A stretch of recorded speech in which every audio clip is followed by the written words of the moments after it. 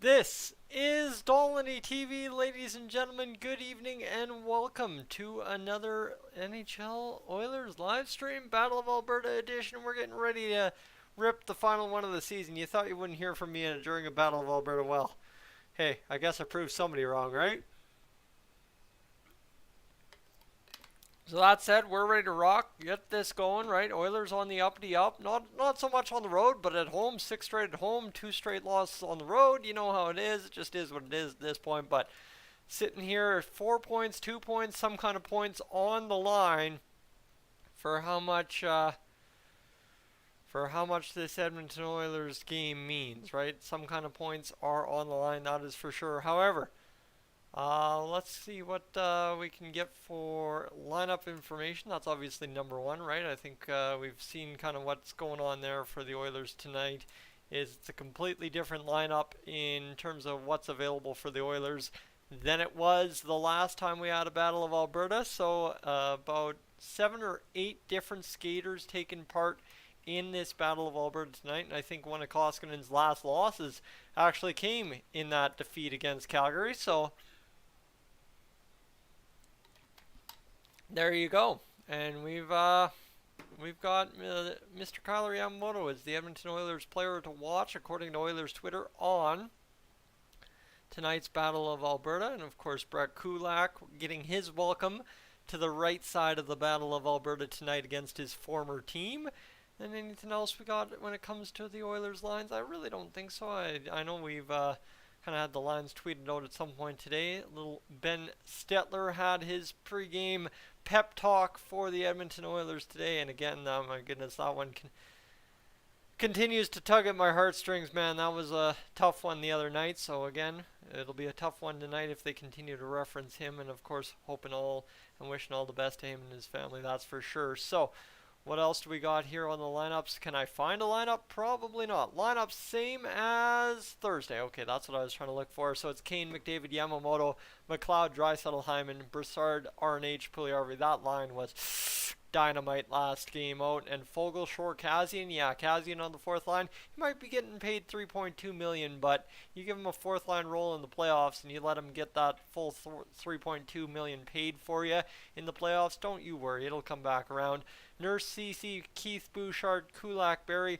Obviously, over the past couple games, we're looking for a big game out of Darnell Nurse tonight. That's a huge must get. And Brett Kulak as well. Just kind of get in there, get in the fire, and hopefully find the right tempo for this one on the third pair with Tyson Barrie. I really like that pair because obviously the book being on Mr. Brett Kulak is he's a really good stay-at-home defenseman kind of deal that can move the puck well with Tyson Barrie. That might just be the man that anchors him down enough to get the job done defensively on that third pair, because you know Chris Russell and him are not enough to get that done. So now, if I can get my cat away from coming up, I really don't know what he's trying to do. No, buddy, no. Sorry, buddy.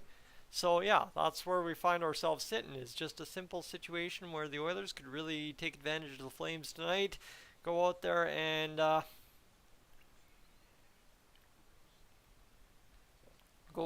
get us 2 points. That's end of the day what matters, right? 2 points tonight against the Calgary Flames. Get that done. Looks like there's some overtime between the Senators and Florida Panthers this evening, as that's what's next on Hockey Night in Canada with 7:59 to go. Or sorry, 7:59 on the clock in real time. So it looks like the Panthers have scored a whole bunch of goals against the Ottawa Senators tonight. So maybe no overtime. I don't know what's going on there. No, I was right. Overtime. Florida Panthers have 46 shots in typical Ottawa Senator fashion. They've got 19. So the more you know, the Ottawa Senators somehow sticking it out with the Florida Panthers to get a point that really doesn't matter for them. But I guess if they take away the other point from Florida, it could kind of matter in some kind of retrospect of the situation. So the more you know, the more you're able to do. So here comes Drake Batherson, I think is number 18 for the Ottawa Senators. I'll leave it there at the point for Brady Tkachuk. They'll go pitch and catch down to the right dot. Kind of step into it. There's Tkachuk at the top slot. they're just going to skate around the outside edges of Florida here. And man, that was a passing lane that guy just didn't want to throw. And now the Panthers are back the other way to the races. Comes Jonathan Huberdeau fighting Connor McDavid for that MVP spot. But that was a terrible pass off the backhand. And that one doesn't pan out. And now back the other way come the Senators 2-on-1. Looking to shoot, looking to pass. I don't really know what he's looking to do. But he's looking to cough up the game, I guess. That's Mackenzie Weegar in alone. Shoots to the backhand. Nothing been done there. So, poke check it behind your net. Fire it up the boards. And away go the Senators. Back the other way. Brady Tkachuk still out there. He's going to throw his man purposely offside to kill some time off the clock and go get a change. So now the Ottawa Senators now looking to get through the neutral ice. But, ooh, that almost a turnover there. 28 on 28 crimes. But doesn't pan out for Florida, so back the other way. In on goal comes that. Ooh, what a stop there by, I think that was Bobrovsky. That down and out, but still made the pad save. Huge. Now the other way, Senators looking to defend this Florida Panthers attack. You can tell I'm rusty, right? Just you wait till the Oilers game gets on, but we're looking good tonight, I guess you could say.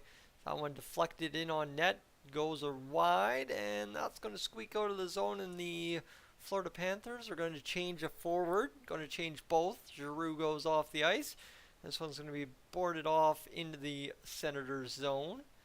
That's met there. And now we're going to have the change of the clock, I guess, apparently. And Florida's trying to get the attack going. They'll bobble it back out, and we're halfway through this overtime with nothing substantial happening. Ottawa's got 2 shots. Florida's got 1 or 2.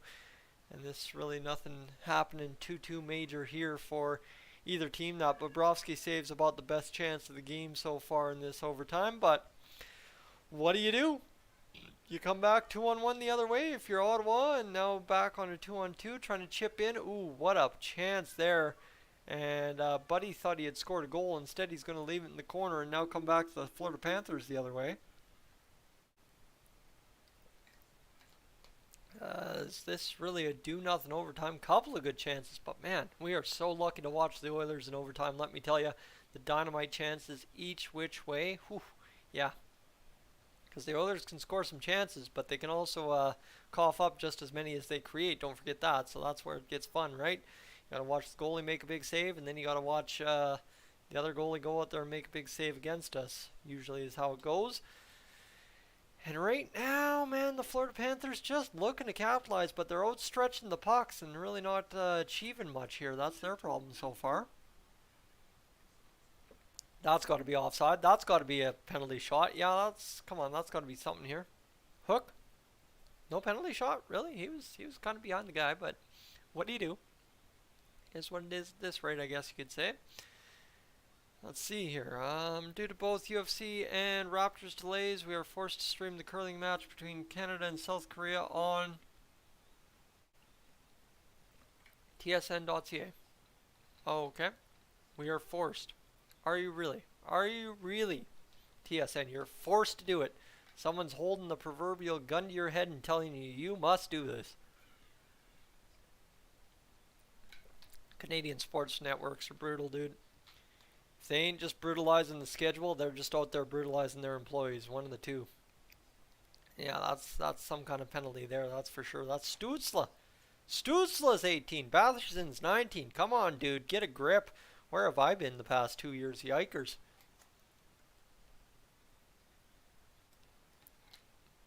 Weegar looks much greasier than he is. I'll put you that way.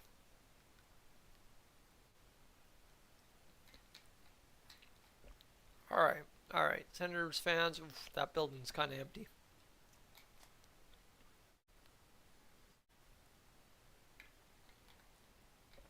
Alright, here we go. Ottawa Senators trying to cash. They're on the power play the rest of the way home. So that'll be interesting to see if they can clutch that up. What do we got? No, buddy, no. Alright. Anything Oilers related on Twitter. At least we don't have to watch the terrible pregame show that is Hockey Night in Canada during the in-between games, that's for sure.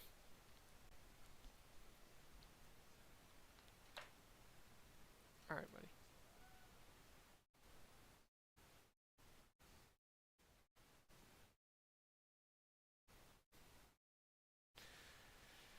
Alright, anyway, cat's in the way. Can't even see the goal if it happens now. That's okay. It's just the Senators and Florida Panthers, right? Doesn't really matter that much. Instead, Florida's just going to pitchfork that one all the way down the ice. And that's out to play. It is the goaltender, Anton Forsberg. Come on, buddy. Move. Move. Move. Move, buddy. Move. You're brutalizing it, dude. Cat, you're brutalizing it. All right, Senators got 40 seconds to play with here. They got to get something going. Brady Tkachuk, he's going to try. No, they're going to move that puck around. No, yep, there we go. Back to Stützle. Stützle's going to go down, pitch and catch. There we go. Yeah, move that puck. Move that puck across. Not a crisp pass. That's not going to do it. And Florida's chasing, but they're doing an effective job killing the penalty. That's for sure. I mean, Ottawa can't get anything. That's a massive save by Bobrovsky to keep this one tied. And it looks like that's going to be it. That's going to be all in. Oh, nope, that's a one-timer flubbed on there by whoever the heck that goof is. And it's down the ice. 7 seconds to go. I highly doubt anything's going to happen here. And yeah, that's going to be overtime. Wow, that sucked. That would have to suck if you're whatchamacallit, Senators fan. Big old chance to win the game, and you just absolutely flub it. Just absolutely flub it. Big save there by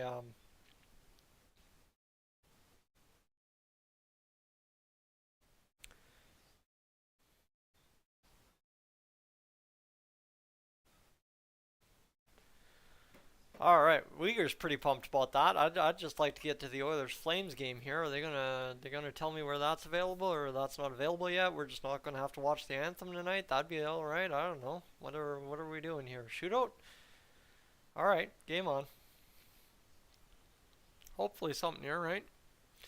Hopefully something, but you know, on a Saturday night, hockey night in Canada, they kind of really generally tend to butcher things late. Okay, so they're just getting the pregame ceremonies done. I don't know if that means we're just about to have the anthems in Calgary.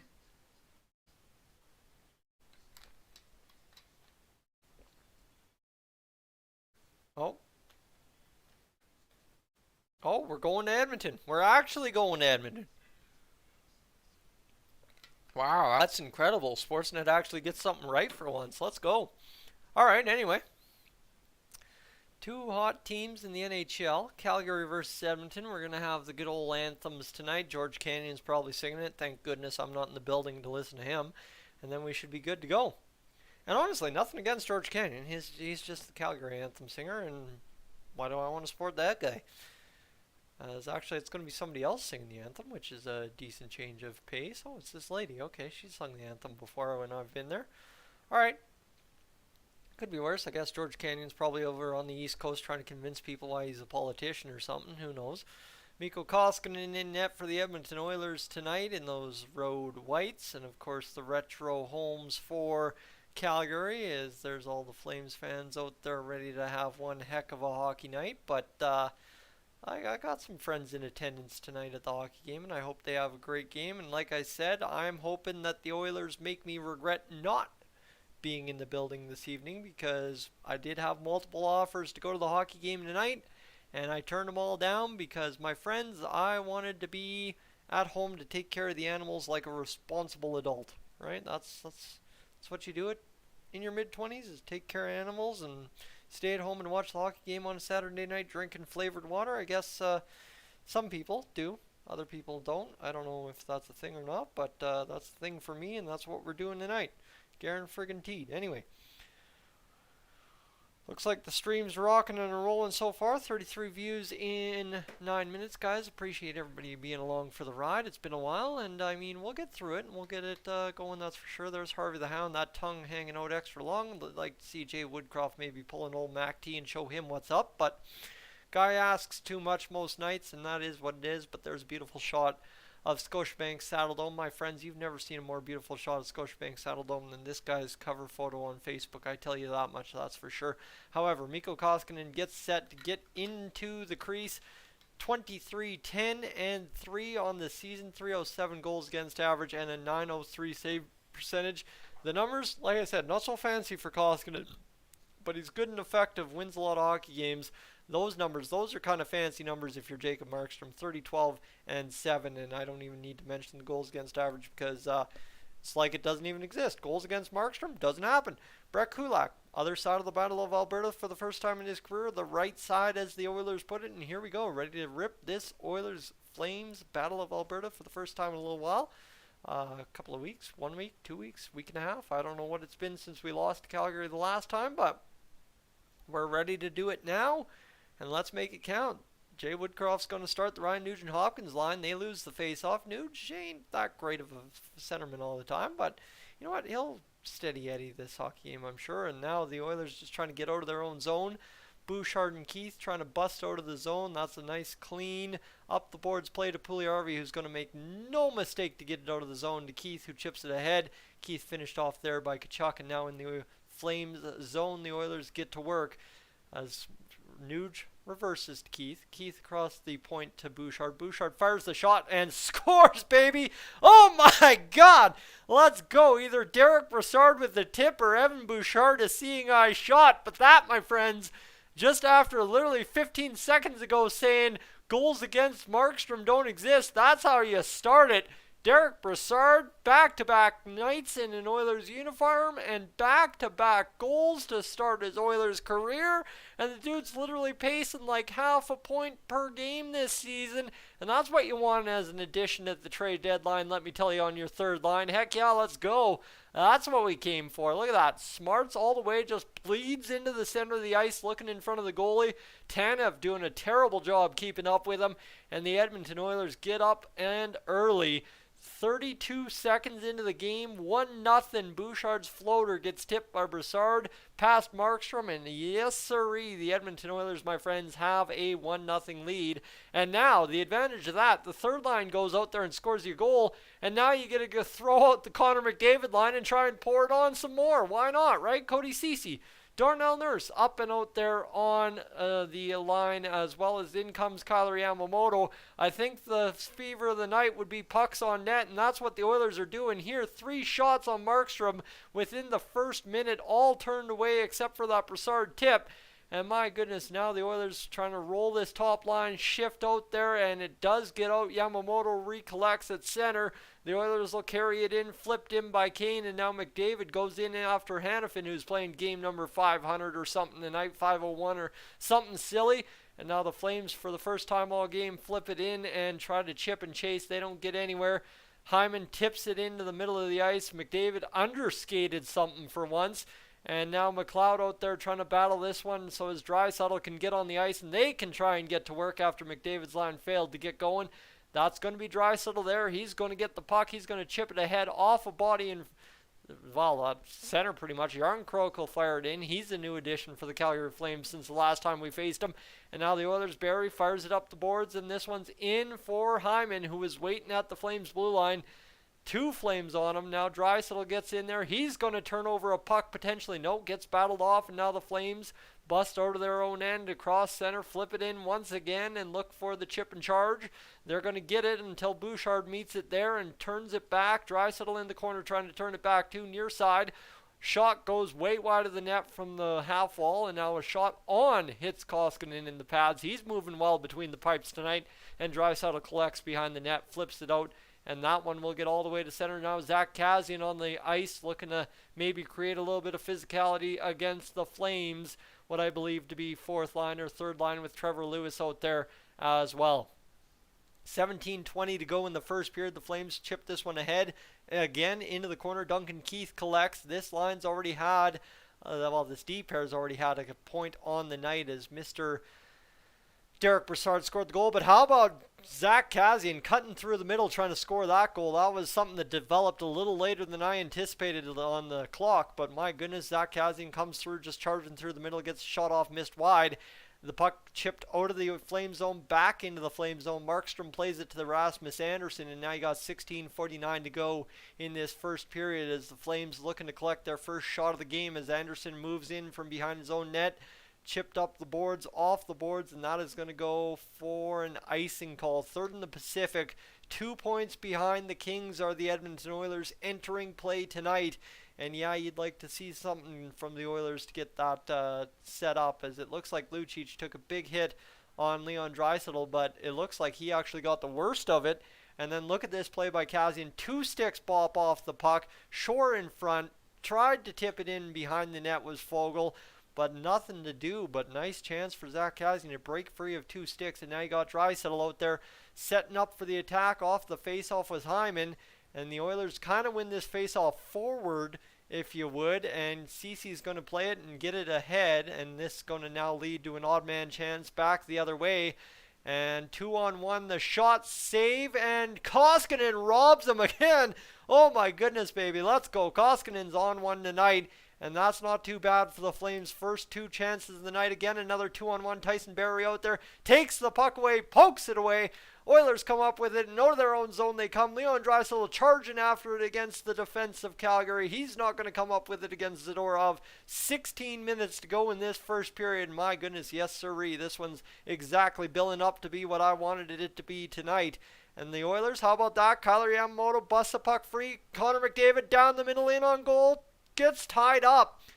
And I don't think he really got tied up. How about another chance for McDavid? He's going to fire this puck. Shoots off the crossbar. This one gets deflected up and out of play. And it is all kinds of mayhem in the Flames zone tonight, as the Oilers 4-1 in the shot department and all kinds of chances. But don't kid yourself as well. The Flames have had a couple, and Mangiapane there absolutely denied twice over. And then Tyson Barrie, 2 great defensive plays, a split second apart. And Connor McDavid rings the bar or the post or something. That one stays out, and wow, that could have been a beauty to go up 2-0, that's for sure. 15:36, may I remind you, is what we got left in the first period. So we're cooking along, but not as fast as it would seem. And this face-off's going to be, well, kicked out by McDavid. So now Evander Kane comes in to take it. Still don't understand why Kyler Yamamoto doesn't take more face-offs. Guy who used to be a centerman in junior, if I remember correct. McDavid flips it ahead. Barrie shoots the puck, tipped in. Kane on the multiple tip from Yamamoto fires it in front. Now the Flames, Lucic has it at center. He's going to leave it. There's a 3-on-2 for the Flames. Anderson fires it off the blocker of Mikko Koskinen, and the Oilers now got this one going. Brett Kulak absolutely blown up by Milan Lucic. Back to the point for the Flames. Noah Hannafin, near side half wall, fires it. Collected there by Barrie. Yamamoto's stick's broken. And Kulak will come up with it in the far side corner. He'll chip it ahead to McDavid. And, well, that was Evander Kane getting in the middle. Anyway, it's going to be on to Kulak. And really not sure what that play was. Kulak tried to do the Connor McDavid a little too late into the skating strides. Takes out Markstrom. Takes out the post. Puck goes over top of the net. But what a massive hit by Milan Lucic. Completely clean. Gorgeous hockey hit in the corner on Kulak. Absolutely blew him up. You know my takes on Lucic, but when he's engaged, that's a fantastic hockey player to watch. And look at Kulak trying to do the Connor McDavid. Gets taken out last second. Beautiful defending by Hannafin to cut him off from going to the net. Drove him to the net. He still allowed him to go to the net, but not cleanly, and that's huge.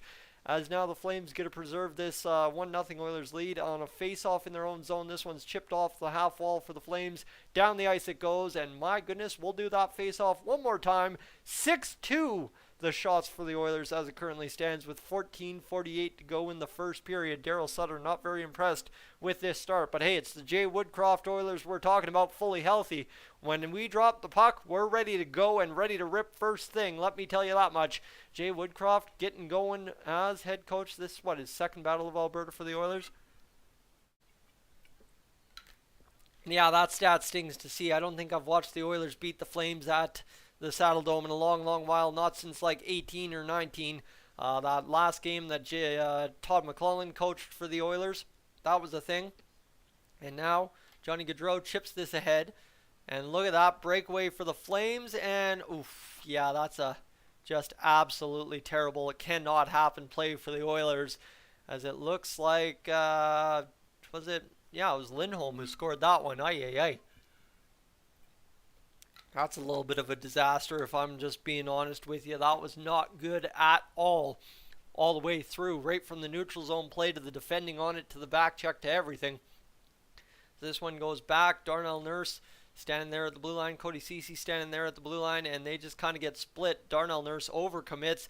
Cece stops skating, and, well, Elias Lindholm just puts that one home on the backhand against Mikko Koskinen under the armpit. And yes, sirree, that's a goal against. So it's a 1-1 hockey game. And, well, now we find ourselves back in a tie. It's a wide open game. Like I said, I don't care what the final score of this one is. As long as the Oilers win, that's all that matters to me. As we find ourselves 14:22 to go. As I'd like to give the shout out to the presenting sponsor for this stream tonight, LoudMedia.ca. Ladies and gentlemen, if you like rock and roll in Canada, you better go check out that website. Jordan over there has got you all taken care of with everything you need to know in the Canadian rock scene currently.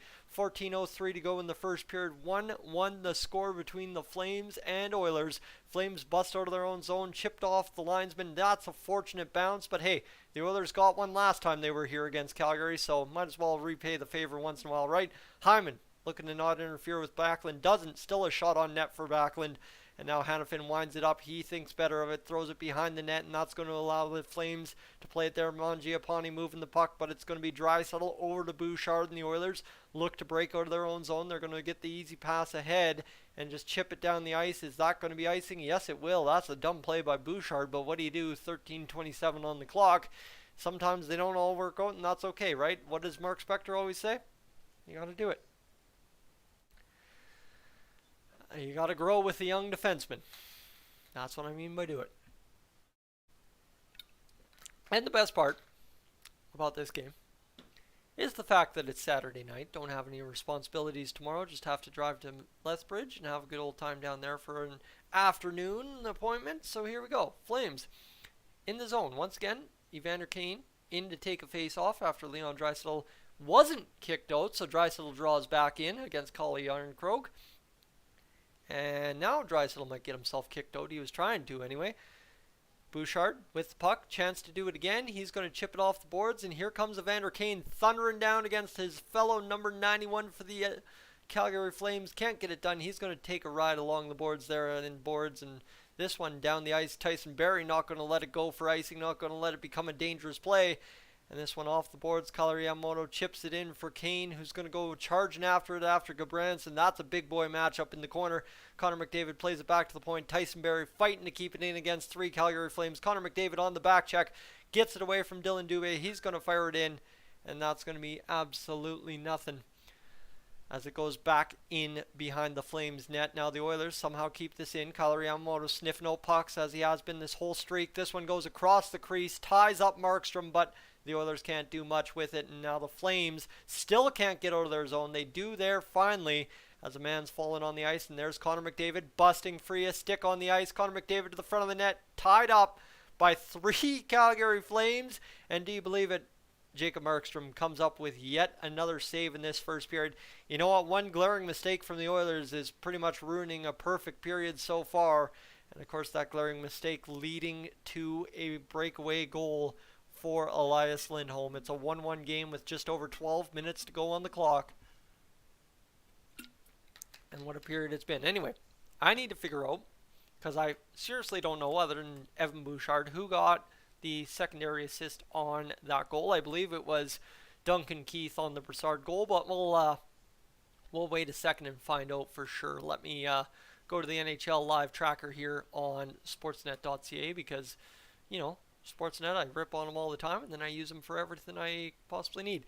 It was Duncan Keith, his 17th assist of the season, by the way. Yeah, he hasn't scored a lot of goals, but my goodness, can you argue that Duncan Keith in his limited time playing this season hasn't been all that bad, quite honestly, right? Quite a good time to have Duncan Keith as an Edmonton Oiler if I'm not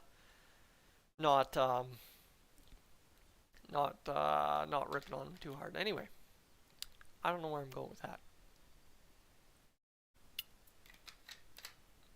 Let's just get off commercial and let me keep going. That's all I want to do. That's all I want. Is there any information on the Oilers game?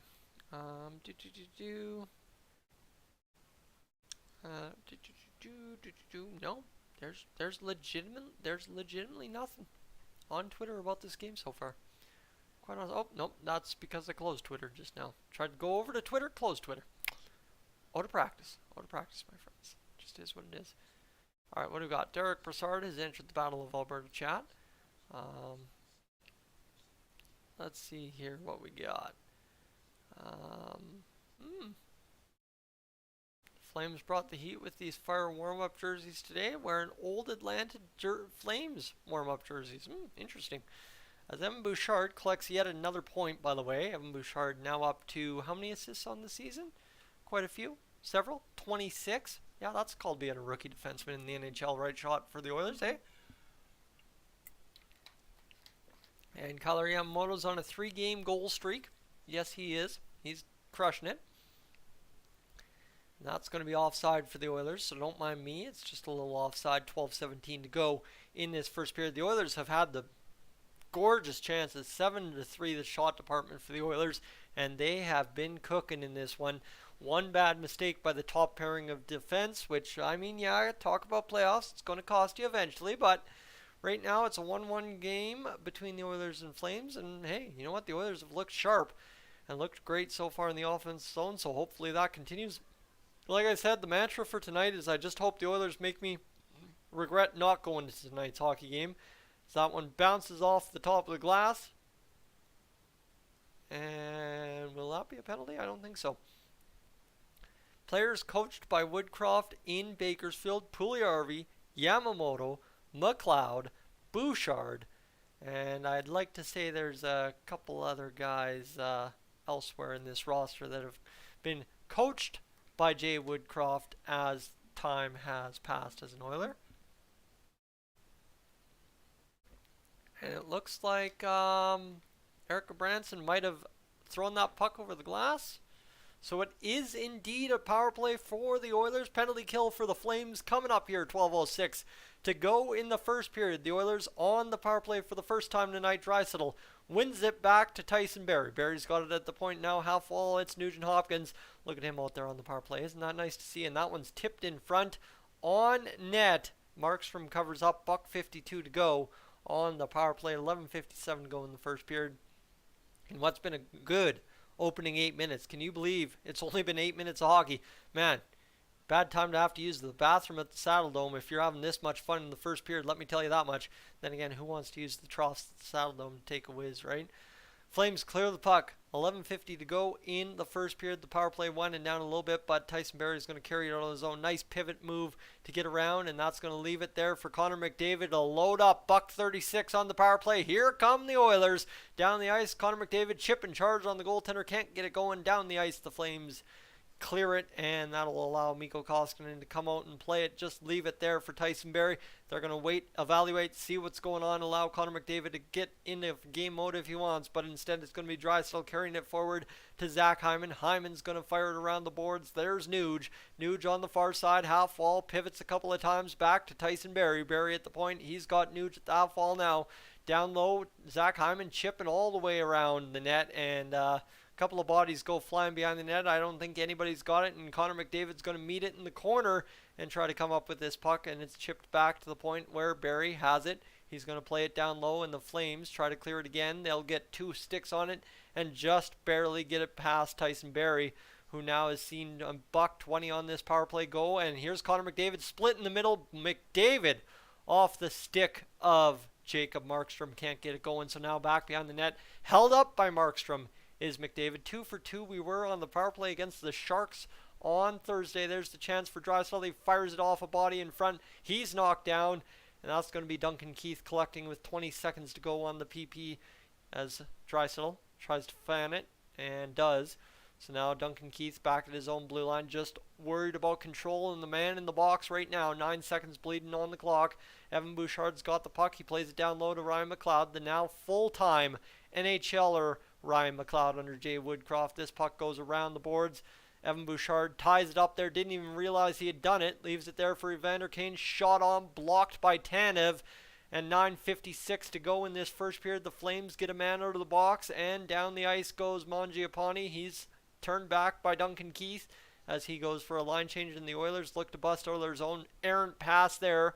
allows the Flames control, but Zach Kassian comes up with an errant pass of his own, and he's going to charge into the Flames zone, try and get this going. Warren Foegele falls down on the play. Shore backtracking, and the Flames coming back with 4-on-3 numbers. Hanifin into the zone again. The D gets split, but don't worry about it. Mikko Koskinen's got the puck, and he makes the save, gloves it down. It's not a stretched glove save, so you got to worry about that. But that rush by Connor McDavid, what a beauty it was. Just flips it wide, hooked or something last second to turn him back. McDavid's got a little jersey tuck going tonight. I don't know if I remember seeing that recently. That would be the advantage of possibly watching games in bed when you're falling asleep, right? Kind of happens.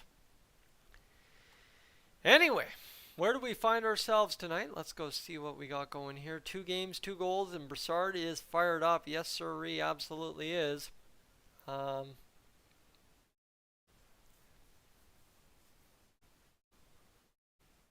see what we got going here. Oof, yeah, Oilers Nation's pretty fired up. The Connor McDavid's going to give it to the Calgary Flames any minute now. Let me tell you, it's going to be a good time if Connor gets going here, that's for sure. Let me pump up the volume here. Looks like I'm kind of lagging on the volume, so let me get that going for you guys, and that should be a little bit better on the volume charts. As actually, I should probably turn that up.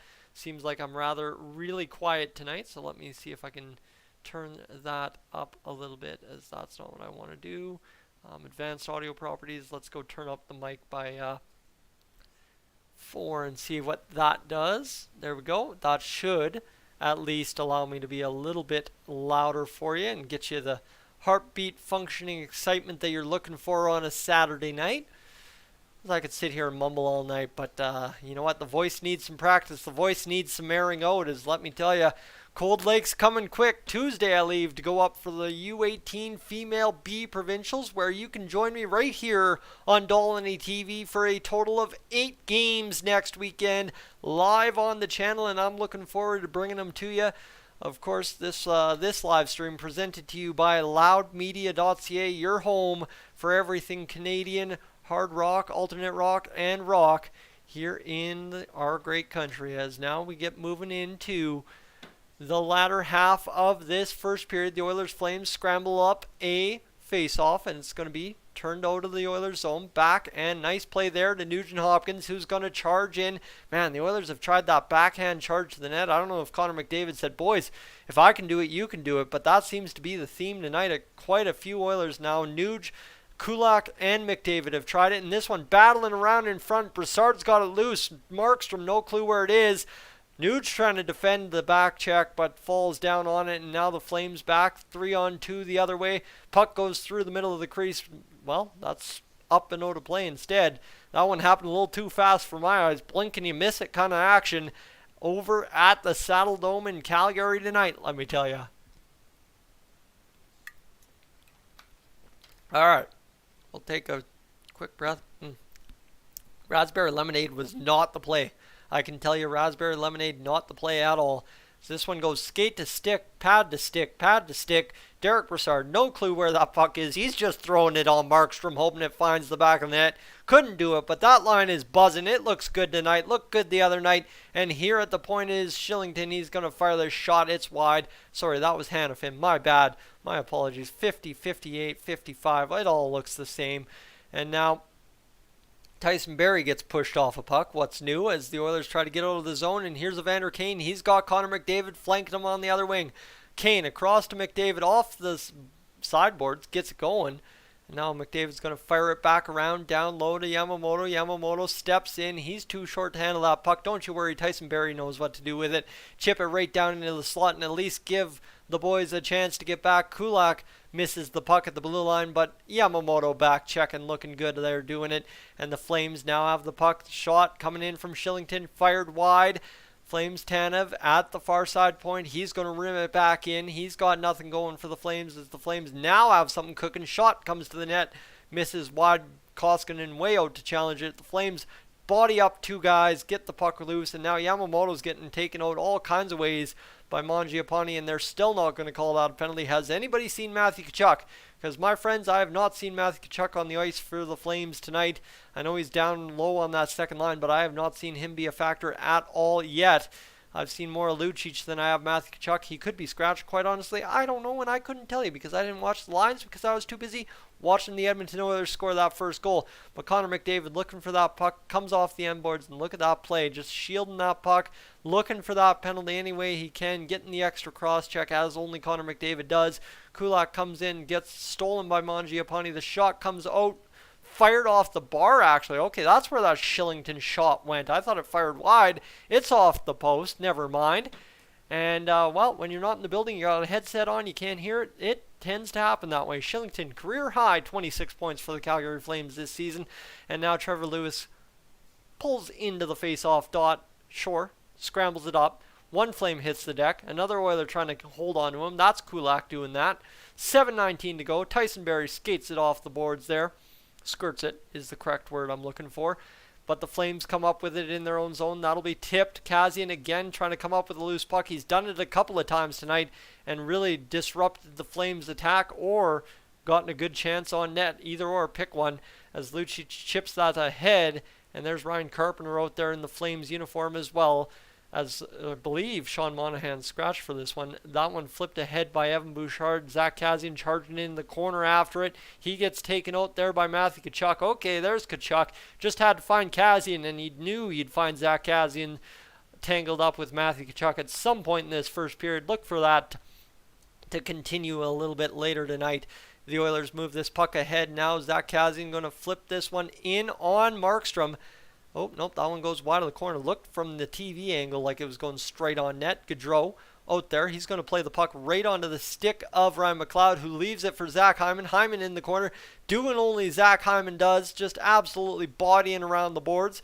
And now Leon Draisaitl has a chance to step out of the corner. Shot on net. Absolute robbery on Ryan McLeod by Jacob Markstrom on the cross seam pass by Leon Draisaitl. 6:08 remaining in the first period. Ladies and gentlemen, we are getting an absolute gem of a first period from the Edmonton Oilers and Calgary Flames, and it's the 2021-2022 edition of the Battle of Alberta. We're not talking about the 1920 mess around that we used to have. As man, Ryan McLeod, if he would have elevated that puck, would have scored a goal, but instead denied by the pad of Markstrom as that stick comes flying out of his hand. As I really don't know still how Markstrom lost that stick. Just kind of tossed her aside to make the blocker hand save. The Oilers win the face-off with, yes, that Brassard line out there with Puljujarvi and Nuge.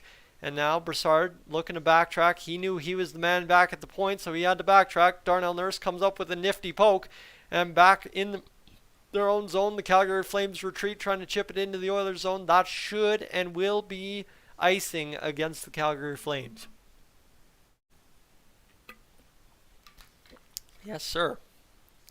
You gotta like what's going on tonight, that's for sure. A good Battle of Alberta. Get the blood going a little bit here as we get advancing towards the playoffs.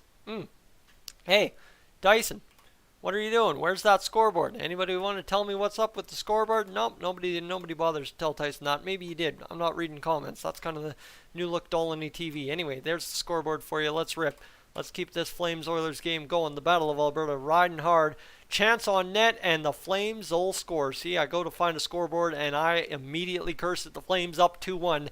That one looked about as good as any other goal against Mike Smith, so I don't expect it was any too good against the Edmonton Oilers. Blake Coleman gets the goal by the appearance, and looks like the Oilers may be challenging that one. Mikko Koskinen brushing it off pretty good. So, what's going on here? We got a little bit of a maybe offside challenge coming up, brewing for the Edmonton Oilers here. Ceci tries to defend that puck, and this one gets turned back the other way, and I really don't know. Maybe that was offside, but oof. That's a bad tip off of Darnell Nurse's stick. And I don't think that's offside at all. And that's just... Or is it kicked in by Yarncroke? Is that what they're arguing? They're not challenging it. Never mind. Oilers down 2-1 against the Flames. Oh, well, never mind. Now this first period flip-flopped on me. That's okay. Oilers are like, yep. They're like completely undefeated except for one game when scoring the first goal. However, now down 3-1. That's how the first period turns on a dime, my friends. You score in the first 30 seconds, and then the next 14 minutes are all Calgary Flames. Yep, that's about the Battle of Alberta at the Saddledome. But I'll tell you one thing I know for sure. Don't count yourself out early in a hockey game at the Saddle Dome against the Flames. If you're the Edmonton Oilers, she can get good, she can get rowdy. And like I said, make me regret not being there. Right now, I'm pretty comfortable not being there, quite honestly. Brett Kulak and Tyson Barrie get caught behind the net, and yeah, that's a back of the netter there as Kyler Yamamoto, Connor McDavid not collapsing on the man, drive in the middle. McDavid's had a rough goal on the back checks tonight. 12-6 the shots for the Oilers, and yeah, well, Mikko Koskinen's not had too much of a great game himself, so here's what it is. A breakaway goal, a dead center shot from the slot, and what was that other one? I don't know. It just looked like it bounced off a skate, bad bounce. But still, 3 goals in the first period. Not quite what you want out of your starting goaltender. Last time Mikko played the Flames, he gave up 3. So here's the hope. You score 4 and you win the hockey game. Am I right? I'm all right. All right, let's go. Oilers back in the offensive zone. Warren Foegele back to the point. Evan Bouchard loading up that shot. 2 Oilers players go down in a heap, or an Oilers and a Flames player go down in a heap, and that'll allow Devon Shore to collect it at center ice, and that's Tanev's 5th goal of the season. Assist to Blake Coleman. And looks like we got something going up here, as Michael Backlund scored that goal. Number 2 of the game, that is. As the cat looks mighty comfy down there. And what do we got going on here? We got, well, not much happening. Not too much happening. As, oof. Alright, what do we got? Oilers Twitter's probably a great time. Hard to fault Koskinen on any of them. Okay, so that's at least what I'm seeing. Yep. 2 Edmonton mistakes, 2 goals cashed by Calgary. Well, 3 Edmonton mistakes, 3 goals cashed by Calgary, I'd say. Yeah.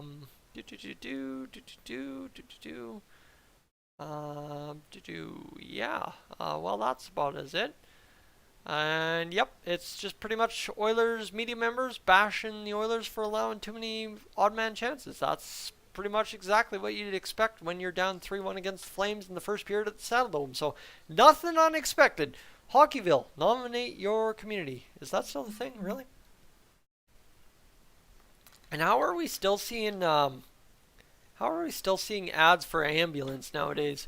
I thought this movie came out years ago at this point, but I guess it's still a thing.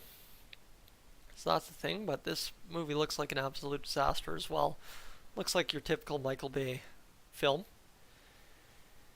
And let's see what we got going on. Yeah, ambulance takes place in LA because the LA is a different color than ambulance. So, again, a police chase movie in LA, not a bad time. Probably filmed 99% in Vancouver. And yeah, the action, just as soon as the Flames are driving north-south into the Oilers zone, it just seems to go in the back of the net this period. So, would be nice to watch that kind of change here going into the intermission and, of course, into the second period. For the Oilers, you'd like to score a second goal of the period and at least cut the lead to 3-2. And, of course, they will, typically, in Oilers fashion, do it in the last 30 seconds if they do it in the period. Flames with it at their own blue line. They're going to get this one turned back around by the Oilers, who charge in 3-on-3, trying to get it into the middle. Pugliarvi's going to come up with the puck retrieval. Gabranson now left there again. Bouchard chips it in on net. Turned away on the deflection by Brassard by Markstrom, and this one's going to come out of the zone. Keith lucky enough to recollect and get it back to Bouchard, who flips it there to Pugliarvi, who's charging hard into the Flames zone. This one goes back around behind the net. Gabranson there against Nuge. It's going to be chipped down the boards and all the way down, and that will not be icing as he had a step on Bouchard, did the Flames player. And now you got the second line in McLeod and Draisaitl out there. Bouchard looking to prevent the walkout from behind the net. That's already cost them a goal this game. Bouchard defending Johnny Gaudreau, who's had a pretty solid little season, but of course it's a contract year for him, so what do you expect? As Ryan McLeod will fire this one across. Off the skates and sticks. No, they're going to say clean miss. Zach Hyman, 3:32 to go in the first period with 13 shots on net for the Edmonton Oilers. I'd like to say the Flames should probably have 1 or 2 more shots than they do with the 6, but again, who am I to say? I'm not in the building. I'm not standing on the ice. I'm not collecting shots. I'm not counting nothing. I'm just some hack on YouTube calling hockey, getting prep works for Cold Lake tournament. So What do you do? Hey, it is hockey provincials, though. It is hockey Alberta provincials that your man Dolynny TV will be calling live here on YouTube next week. Anyway, the Oilers busting out of their zone. How about Leon Draisaitl throwing it down behind the Flames net? Now you got Ryan McLeod coming in chasing after it. It's going to go to the point. It's going to be Tyson Barrie off a rough skate back into his own zone. Mangiapane or somebody giving chase to it really hard, but the Oilers lucky enough. Nope. How about Draisaitl underskating the puck again? Shot on, deflected, wide of the net on a block shot. 3:04 to go. Flames firing it on net again. That one thankfully doesn't go in the net, but they come up with it in the far side corner, chipped around to the near side point. That one up and into the middle of the ice off a stick. Evander Kane looking to change the tide here. He can't do it. Nobody can get a puck out of the zone for the Oilers right now. And what was a good little streak at home there where they were getting pucks out cleanly every single time, suddenly they're not doing it. And that one almost goes top corner far side on Koskinen. Another blast missed. Another shot on. Another one misses. Back to the points again. The Flames, all kinds of load up pressure on the Oilers here. Struggling deep here. Nurse and Barrie out there. Barrie doesn't have his stick. He's trying to pick up a stick. The stick's in the middle of the ice. Terrible place for it. Koskinen a save on the point shot. Flames fired around again. They come up with the puck again. Shot on Koskinen, and oh my goodness. Thank gracious, he gets a glove on it and throws it down. Draisaitl absolutely gassed. That shift had to be a $1.45.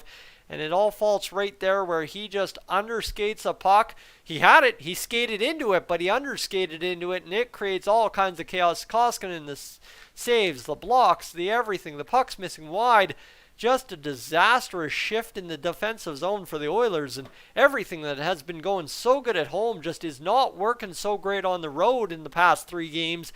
And while they're 0-2 and now down 3-1 in this one, going into the last 2 minutes of the first period against the Calgary Flames as the Oilers, $1:58 on the clock, trying to yet again get out of their zone. They haven't been too successful at that, but here comes Connor McDavid chipping it ahead to Evander Kane, who should have just carried that puck.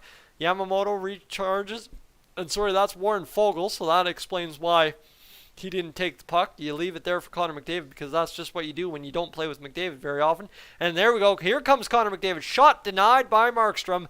Foegele into the corner on the half wall. He'll chip it on to Markstrom, and he'll deny it.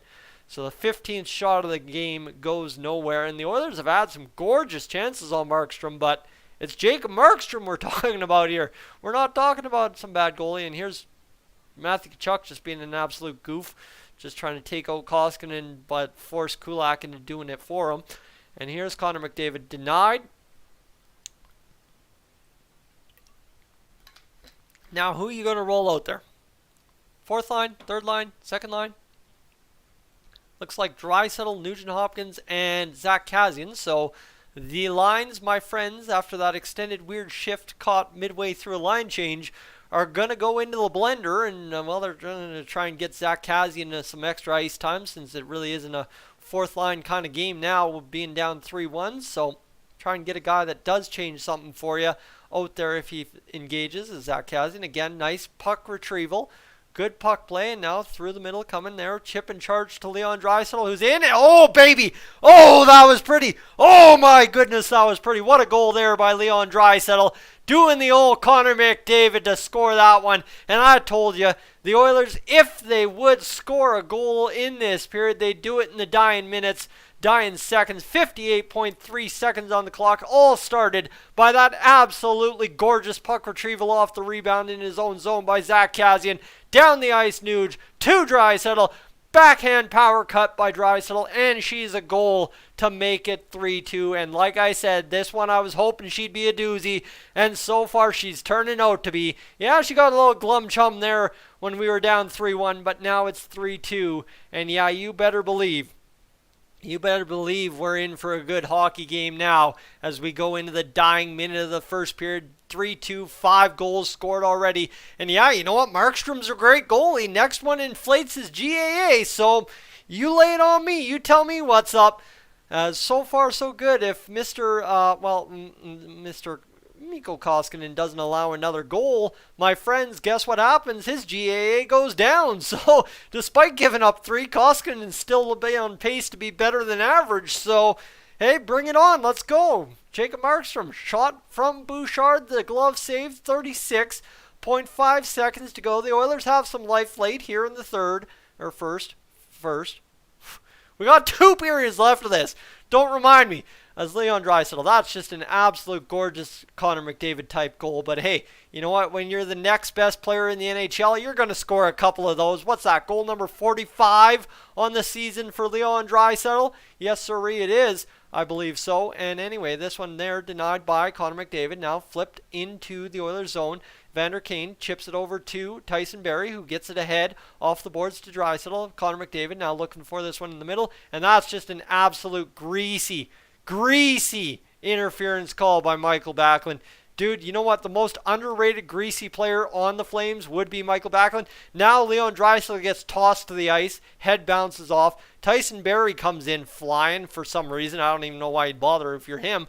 But anyway, there's a whole bunch of players piled up, and Evander Kane right in the middle of it, defending teammates Connor McDavid and Leon Draisaitl. But absolute greasy play by Michael Backlund, which expect nothing less. I believe he fought Ryan Nugent-Hopkins in a Battle of Alberta at the Saddledome once a way back when. And they're going to call that interference. That's 2 minutes, or is that 5 minutes for interference? I don't know what the hand signal there was, but we'll wait to read the clock and see what happens. But just absolutely blindsides Connor McDavid with a shoulder. I'm sorry. You know what? Anyone, whoever that is, if that's Connor McDavid or not Connor McDavid, that's just greasy interference there by Backlund. Guy's not looking, just rub the shoulder through him. You know what? 80s hockey, yeah, sure, but we're talking Connor McDavid does that. He's suspended for 3 games nowadays. Yet Michael Backlund does that. It's a 2-minute minor and a little bit of change in the penalty box. Interference for Backlund. And you know what? I'm still not upset about that, but especially now you just got to cash this power play and call it even. That's pretty much all you do. As this shot comes in by Nuge off of the backboards, up and out of play, and 7.3 seconds to go in the first period as 10 seconds bled off the clock. Nuge isn't very impressed with that, but just watch this one right here. Shot on Hyman off the, I think stick or pad of Jacob Markstrom. 17-18 shots for the Oilers. This one back. Connor McDavid sends it sky high. Put some extra seconds on the clocks. Ticks there, boys. Ticks there. She is 5.0 on the clock instead of 4.6. The whistle definitely didn't blow at 4.6, but it looks like we're going to roll it anyway. Bleed it like it's a minor hockey game in the opposing barn. And down the ice, the Flames clear it, and that will do it for a very, very entertaining first period of hockey between the Oilers and Flames. Let me tell you, I knew we were in for one, and we've gotten it so far, that's for sure, my friends. What a hockey game we've got. So, let me see what we got going. What a play all around. Alright, so what do we got? Well, my friend. Alright, I'm just going to take a second. I just did a lot of talking. I haven't done that much talking in a while. Even that Devils stream, I didn't do a lot of talking because I was quite under the weather. So give me a minute here.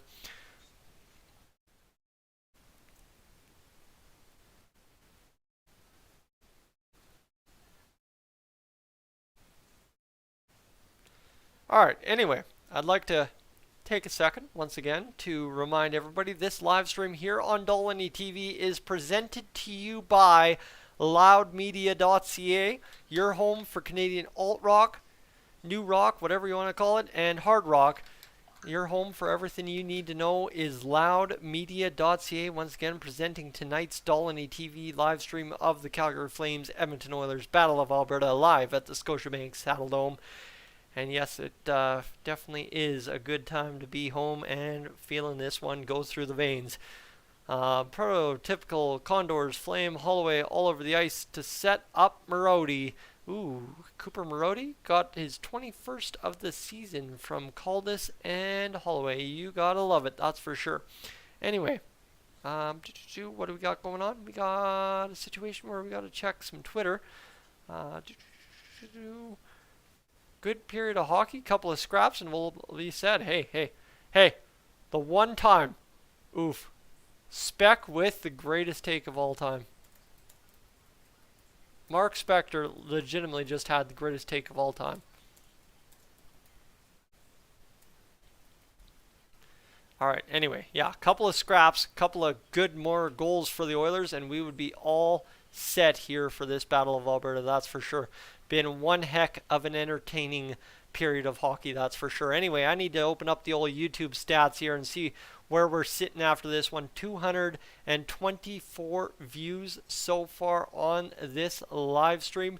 Average view duration of a $1.51. Guys, that's above average. I can quite honestly tell you that is above average on Dolynny TV for a live stream. Normally it's about $1.30, so $1.51. We're not complaining too bad. And it looks like that video I posted ain't doing so hot, but that's okay. We'll enjoy the live stream instead, which is nearing 226 views now, ladies and gentlemen. Thanks so much for clutching that. And of course, friendly reminder, if you haven't already, go check out that video that I posted last night, because Leon Draisaitl thinks you're effing phenomenal, and it's one great weekend to go out and crush your goals, let me tell you that much. Hence, why is the guy live streaming? Because Leon Draisaitl thinks I'm effing phenomenal, so I'm going to show him that I'm effing phenomenal and have a great time getting some practice in before heading up to Cold Lake for U18 Female B Provincials. That one, a live stream joint venture by Cold Lake Ice TV and Dolynny TV, as we'll be rocking and a-rolling here on Dolynny TV next Friday at 11:15 a.m. as we get underway with the U18 Female B Provincials up in Cold Lake. And oh my goodness, I'm excited to call some play-by-play hockey for the first time in a long time. So again, hence, why are we doing this right now this way? Because the guys got to get the voice conditioned to call some hockey once again. So Leon Draisaitl, assist from Ryan Nugent-Hopkins and Zach Kassian. Duncan Keith, Evan Bouchard, the assist. So guys, if you want to see guys in the Oilers lineup get assists, the 4 guys that have done it tonight, those are all my picks right there. Zach Kassian, pile on the points, make that contract look like it's worth something, that's for sure. Derek Brassard, his 8th goal of the season, and I was indeed correct on that gorgeous goal by Leon Draisaitl, his 45th of the season. Let's friggin' go, baby. That one was huge, that is for sure. All right, what else do we know so far? Well, Dolynny TV rocking and a-rolling.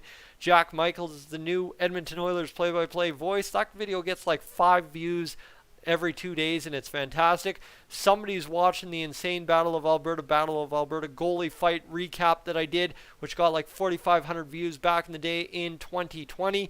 And oh, don't forget, the Edmonton Oilers have officially figured it out under Jay Woodcroft. And yes, sirree, we're still enjoying that new coach bump. Yes, we are, as the Oilers playing absolutely fantastic hockey under Jay Woodcroft. Anyway, there looks to be some intermission vibes that aren't so positive in terms of what I can say on the stream. But anyways, the message is clear from Oilers fans to Calgary Flames fans tonight. Eat a turd sandwich and enjoy it, because the Oilers are coming in this second period. One should hopefully see. As the Oilers, that was a fantastic period of hockey. 3 glaring mistakes cost you to be down 3-2, but you're far from out of it, baby. This is going to be one heck of a finish for the Edmonton Oilers tonight. That is for sure, my friends. And of course, you know what? To score 2 goals on Jacob Markstrom, we'll call ourselves pretty fortunate. That's a pretty good night at the office against Jacob Markstrom this season. So we're taking only being down 1 with 2 in the bag so far after only 1 period of hockey. And can I say, both goals just absolutely gorgeous. How about that Derek Brassard tip, getting the job done, getting it into the back of the net on that floater from Evan Bouchard, which was just perfectly placed to allow Brassard to skate into it and get the job done. And then that Kassian, Nuge, Draisaitl cutting, scoring a goal. Fantastic as well. That one, vintage Connor McDavid type goal. But you know what? When you score 45 in a season, you're going to have a couple that look like something Connor McDavid would do. And like I said when he scored it, when you're the second best player in the NHL, yeah, you know what? You're going to score some of those goals yourself, despite no matter how many goals you've scored. And oh, by the way, when you're on the doorstep of 50, yeah, that's probably even more likely to happen at some point too. There's a lot of good things in favor of Leon Draisaitl. And the nice part is the Oilers have 2 goals and have 6 separate players who have all gotten points tonight. So that's another huge get for the Oilers as well, to watch themselves walk in there and have 6 different point scorers so far. So it's going to be a good time, that's for sure. What do we know about the goalies? Well, you know that guy there. Mikko Koskinen a 667 save percentage, but really, you know what? You want to fault him on one, sure, that's a gimme, whatever, you can have it. But everything else, 2 goals, yeah, you can't really fault him on.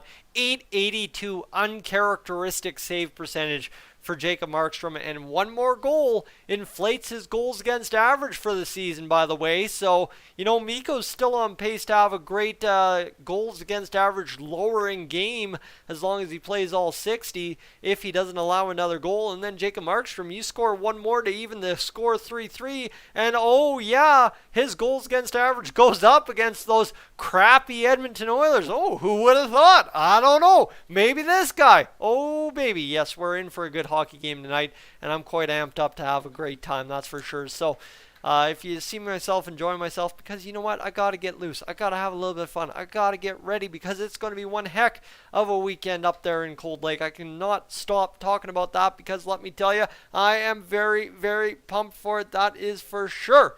Anyway, my friends, I'm going to go take a quick break, be right back, and we'll get ripping in the second period. I'll be right back.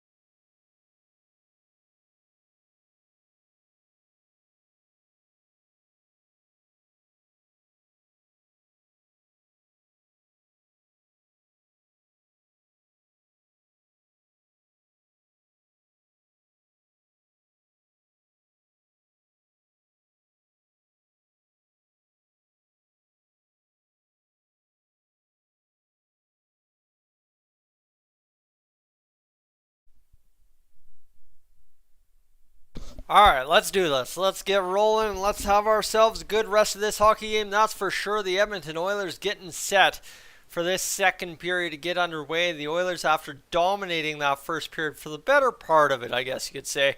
Of course, allowing 3 goals doesn't mean you dominated the whole time, but you get what's going on.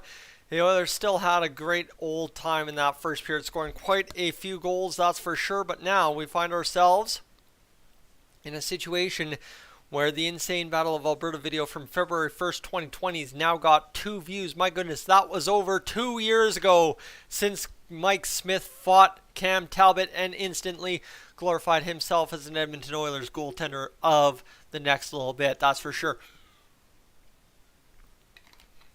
and then proceeded to choke out in game one and allow Mikko Koskinen to lose this playoff round. That said, things happen, crap happens, and you just move on, right? Forrest Gump. 9 likes on the stream, ladies and gentlemen. I am not checking the chat tonight because, quite frankly, ain't nobody got time for that. We got a hockey game to watch. We ain't got time to sit there in the chat and lose myself in a bunch of who knows what's going on in their negativity, probably. So, instead, we're going to watch the Edmonton Oilers go out there and dominate this second period, hopefully after having a fantastic, fun, thrilling first period against the Calgary Flames. Like I said, we scored 2 goals against Jacob Markstrom. I'm counting myself lucky. That's in 1 period. We do that 3 periods in a row. Whoo, baby. 6 goals in a hockey game. You ought to imagine Mikko Koskinen is going to shut it down in the second period. So even if you give up another 3, the worst you do is go to overtime 6-6, right? Old school, old-fashioned hockey game. Light me up. Like I said, make me regret not being there tonight. Anyway, we've got ourselves a little bit of hockey stuff as Grit and Glory. Chris Tanev with Scott Oak. Okay, all right. Chris Tanev, Scott Oak on the mic as looks like the Zamboni's just starting to go round. So I imagine that is at the start of the intermission. They would be close to finished up at this point. Chris Tanev wearing the Flames hat. He doesn't even have the Hockey Night in Canada towel. That doesn't make sense. I thought they all get free towels every time they get interviewed on Hockey Night in Canada. Those cheap guys from Sportsnet, I tell you. And first goal versus the Oilers since 2013 for Chris Tanev. That's quite a bit. That's like 9 years, my friends. That's 9 years ago since Chris Tanev scored against the Edmonton Oilers. His hair, probably a lot shorter back then. I can tell you that much, that's for sure. Anyway, let's see what's happening on Twitter. Jared Spurgeon buries it for the OT winner. And let's... Alright.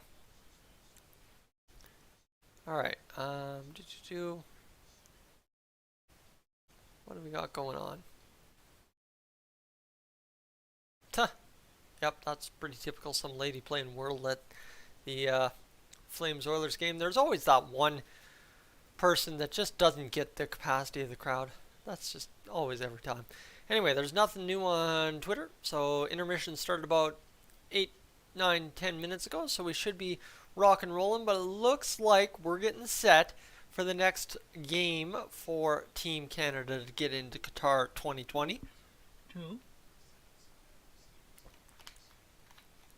And, of course, Team Canada looking to punch their ticket to the World Cup, and that would be fantastic. First time in a lot of years for Team Canada if we can do that.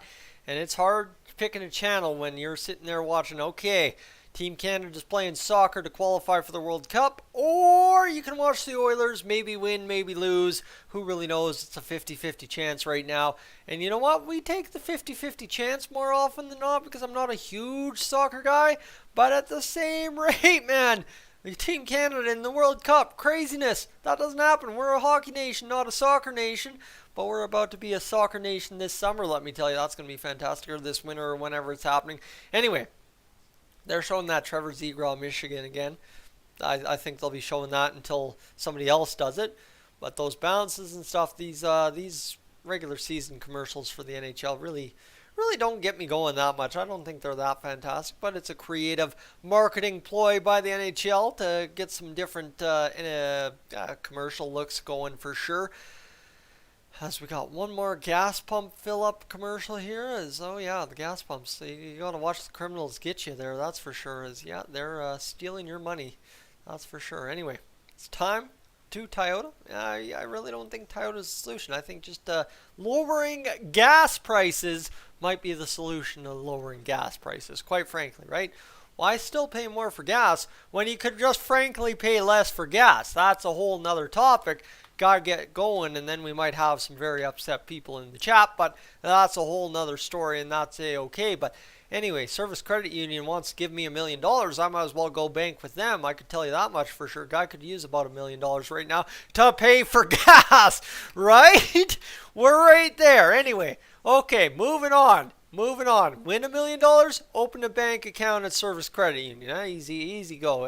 It's just a $1, $2, $3 million. Easy go. Service Credit Union, 100% totally useless if you don't live in a big city, but that's okay. It's all good. And then you can watch this WWE. I don't even know what wrestling is doing anymore. I guess WWE is like completely crap. There's this AEW crap that's now out here that's way better than the other crap. I don't know what kind of crap's going on, but it's a bunch of stuff that's a bunch of things happening all at once in the wrestling world that I guess are really big, and I guess wrestling is just falling apart. But here's WrestleMania. It's apparently on TV. No, it's on the WWE network. Okay, but you got to pay $15 a month to watch. So, okay, Netflix and chill, I guess. But instead, WWE and chilling. I mean, hey, I have a lot of good friends that love wrestling, but I never got the hype. But again, right, literally, Dad had the hockey game on. Dad had Burt Reynolds in Smokey and the Bandit on every weekend. You know, that's just the kind of guy he was. So what do? Or we were sitting there watching Road Trip for the 18th millionth time at the cabin. One of the two, one of the three, one of the five. 6 and 7 make a dozen, whatever. Scotiabank Saddledome. Let's get back there and let's get going. Let's get rolling for the second period as the Flames come out to the ice. There's Rasmus Anderson. Oh, we're going to flash back to this morning. Daryl Sutter, proud of Viking, Alberta. I almost got to meet Daryl Sutter. I got to watch him walk around a field in Irma, Alberta, one time in 2014, shortly after his thing with the Kings there. But yeah, no, didn't get to meet him because guy had to go do something. Who knows? I was calling 31 baseball games, fast pitch games. The folks in Irma would kill me if I call it ball. Fast pitch. My friends, I was calling fast pitch. 31 games, 7 days in 30-degree heat. That was deadly. So you know what? I don't mind not missing Daryl Sutter because I didn't even have the capacity to talk to my friends that were there, let alone talk to Daryl Sutter and try and make words when a famous NHL head coach and you're just some guy broadcasting fast pitch nationals at the age of 17. Anyway, the Flames have chipped it into the Oilers zone, and now the Oilers on the power play will start into the Flames zone across the blue line. There's Nuge. He's going to pitch and catch with Connor McDavid back to the blue line. Tyson Barrie's got it. He'll go half wall to Nuge across seam and looking for Draisaitl there. Now Draisaitl back to Barrie. Barrie's going to go back down to Draisaitl. They're stretching out the Flames. Draisaitl mishandles the puck off the boards back to Barrie. Barrie looking for Nuge at the other point. Nuge, near side point, walks down to the circle. Cross, nobody's home, but there's Connor McDavid to collect it along the wall. Now McDavid, near side half wall, or far side half wall. See, I'm going to miss this up, and that's what we're going to work on here. Shot, goal. Leon Draisaitl, absolute beautiful play. Zach Hyman bumpers it right in front to Leon Draisaitl, who, baby, he might just go out there and get 50 tonight. He's got 46, and the game is tied. Let's go. We're liking that play, that's for sure, as what a beautiful play. Nuge, down to Hyman, right across, looking for McDavid. That time couldn't get it going, but don't worry. The next time they got this play rolling, right here, Barrie across to Nuge, back down to Hyman. Draisaitl doesn't miss from there. Markstrom, suck it. You let 3 goals in. Your goals against average is going up tonight, win or lose. And yes, sirree, we're having ourselves some fun tonight. I told you, down 3-1 at the Saddledome. Don't count yourself out. I know these Edmonton Oilers when they get into the Saddledome late in the year. It's a fun, great, grand old time. And the Oilers, assisted by Hyman and Nugent-Hopkins, now tied 3-3 as Evander Kane leads the charge into the offensive zone. Ryan McLeod follows it up. Evan Bouchard, the shot from the point, comes around to Duncan Keith, who chips it down low. Tied up there, Hannafin's got his man, Kyler Yamamoto. This puck goes all the way around the boards, met there by a Flame and an Oiler. Evan Bouchard keeping it in briefly.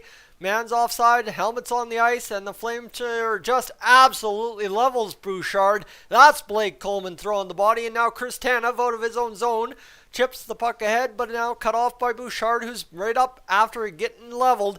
And now looking for the puck, Derek Brassard. It's the third line out there. Yes, Puljujärvi looking for some ice time. Nurse bobbles it off his skates, and this one gloved by Mikko Koskinen. He's just going to push out of his crease. Kill time till they whistle it down. 18:21 to go in this second period. And yeah, the Oilers might have 3 goals. They also got 19 shots. The Flames, well, Mikko's save percentage not looking too great. Just got to get to 903. But yeah, Markstrom's save percentage gonna be going down hopefully tonight, unless the Oilers somehow find 30 shots on net, or I guess 35 or something, whatever equals 927, or whatever his save percentage is currently. Anyway, 18-16 to go in this second period. The puck down the ice into the Flames zone. The Oilers giving chase. The third line out there as they're looking to create another goal. Yes, Puljujarvi looking to come up with a puck. Look at how he skates into his man. Holds him back from coming into the offensive zone. Darnell Nurse across to Tyson Barrie. Barrie sees it go off the stick of Brassard, and now Brassard has it come off him again into a crowd. And, well, Brassard's going to flip it out into neutral. Nurse collects calmly down the ice, and that's going to be played there by Markstrom. And the Oilers see it come onto the stick of Connor McDavid briefly. They're going to get turned back by the Flames, but now Kulak, a shot, and he gets turned back. And now Kane around the boards to Yamamoto. The Oilers got something cooking here. Nice pivot by McDavid. Shot on. Oof. Kane just cannot tuck it far side on the shot by McDavid off the rebound from Markstrom. And look at this line buzzing. They are absolutely going out there and getting to work. Kane off the stick of Yamamoto, carried in by Ceci. Ceci fires the shot wide. It's onto the stick of Kane, who fires it on to Yamamoto. Yamamoto again just a little too small. Back the other way. Johnny Gaudreau in on Koskinen. 2 men to beat. Man open, and the Flames score. 4-3 for them, man. Oh, man. We're in for it tonight. Let me tell you, this one's going to be good. Koskinen stick all kinds of tied up in his pads or in the net or something. Men went flying. Bodies went flying. Somehow the puck got through to Shillington. He buried it on the back door. And, yeah, well, it's 4-3 Calgary. We've been here, done that, down a goal against Calgary. Come back. Don't you worry. This is not a show open and shut case for the Oilers and Flames tonight. She's going to go back and forth a couple more times. All kinds of turned around. Did the Oilers get in their own zone? And man, I think that's a nice pick by Tkachuk, a legal pick at that, to get Kulak off of him and drive him back to the net, opening up Shillington and scoring the goal. 4-3, 16:52 to go in the second period, and the Oilers absolutely in a one with the Calgary Flames tonight at the Saddledome. 4-3, 11 shots on goal for the Calgary Flames. And yeah, Koskinen, you know what? Markstrom busted it. Well, you're busted too. But back the other way comes the fourth line for the Edmonton Oilers. Fogle has his shot tipped in front by a block shot. And now battling for that puck. They're trying to come up with it. And it looks like, are we going to have a hook against the Oilers or a hook against the Flames? There was all kinds of bodies flying just off to the side of Markstrom there as well. And there's Chris Tanev going behind the net, looking for that battle. And what's that play there? But that is a gorgeous pass by Johnny Gaudreau. But that play is nothing without the pick on. Oh, that's a hook on Devon Shore. So the Oilers are indeed going to the power play. Tyler Toffoli takes the hook and call. And my friends, the Oilers ready to cash in and try and get it going for the second time this period. Off the hop, they tied along the boards, and now Connor McDavid plays. Oh, sorry, that's Ryan Nugent-Hopkins plays it out of the zone back to Tyson Barrie. The Oilers looking for the zone entry. Leon Draisaitl looking for the hat trick. Here's Connor McDavid across to Nugent-Hopkins. He buries it, baby. He's got it. It's 4-4, and we are going back and forth tonight. Jacob Markstrom. Oof. Mikko Koskinen, somebody make a save tonight. Ryan Nugent-Hopkins off the long-term injured reserve, and how about him getting it going, shelving that goal. And yes, sirree, that third line, that power play, everything's coming together and coming up, Oilers. You might not be able to stop them from going in your net, but you're putting them in the other net just as fast. What a goal from Ryan Nugent-Hopkins. What a pass from Connor McDavid. And Tyler Toffoli, what a dumb penalty to take. As yes, we've got ourselves a 4-4 hockey game. 16:08, may I remind you, to go in the second period. Wowie zowie, we've got ourselves quite a game here, and nobody wants to touch the puck.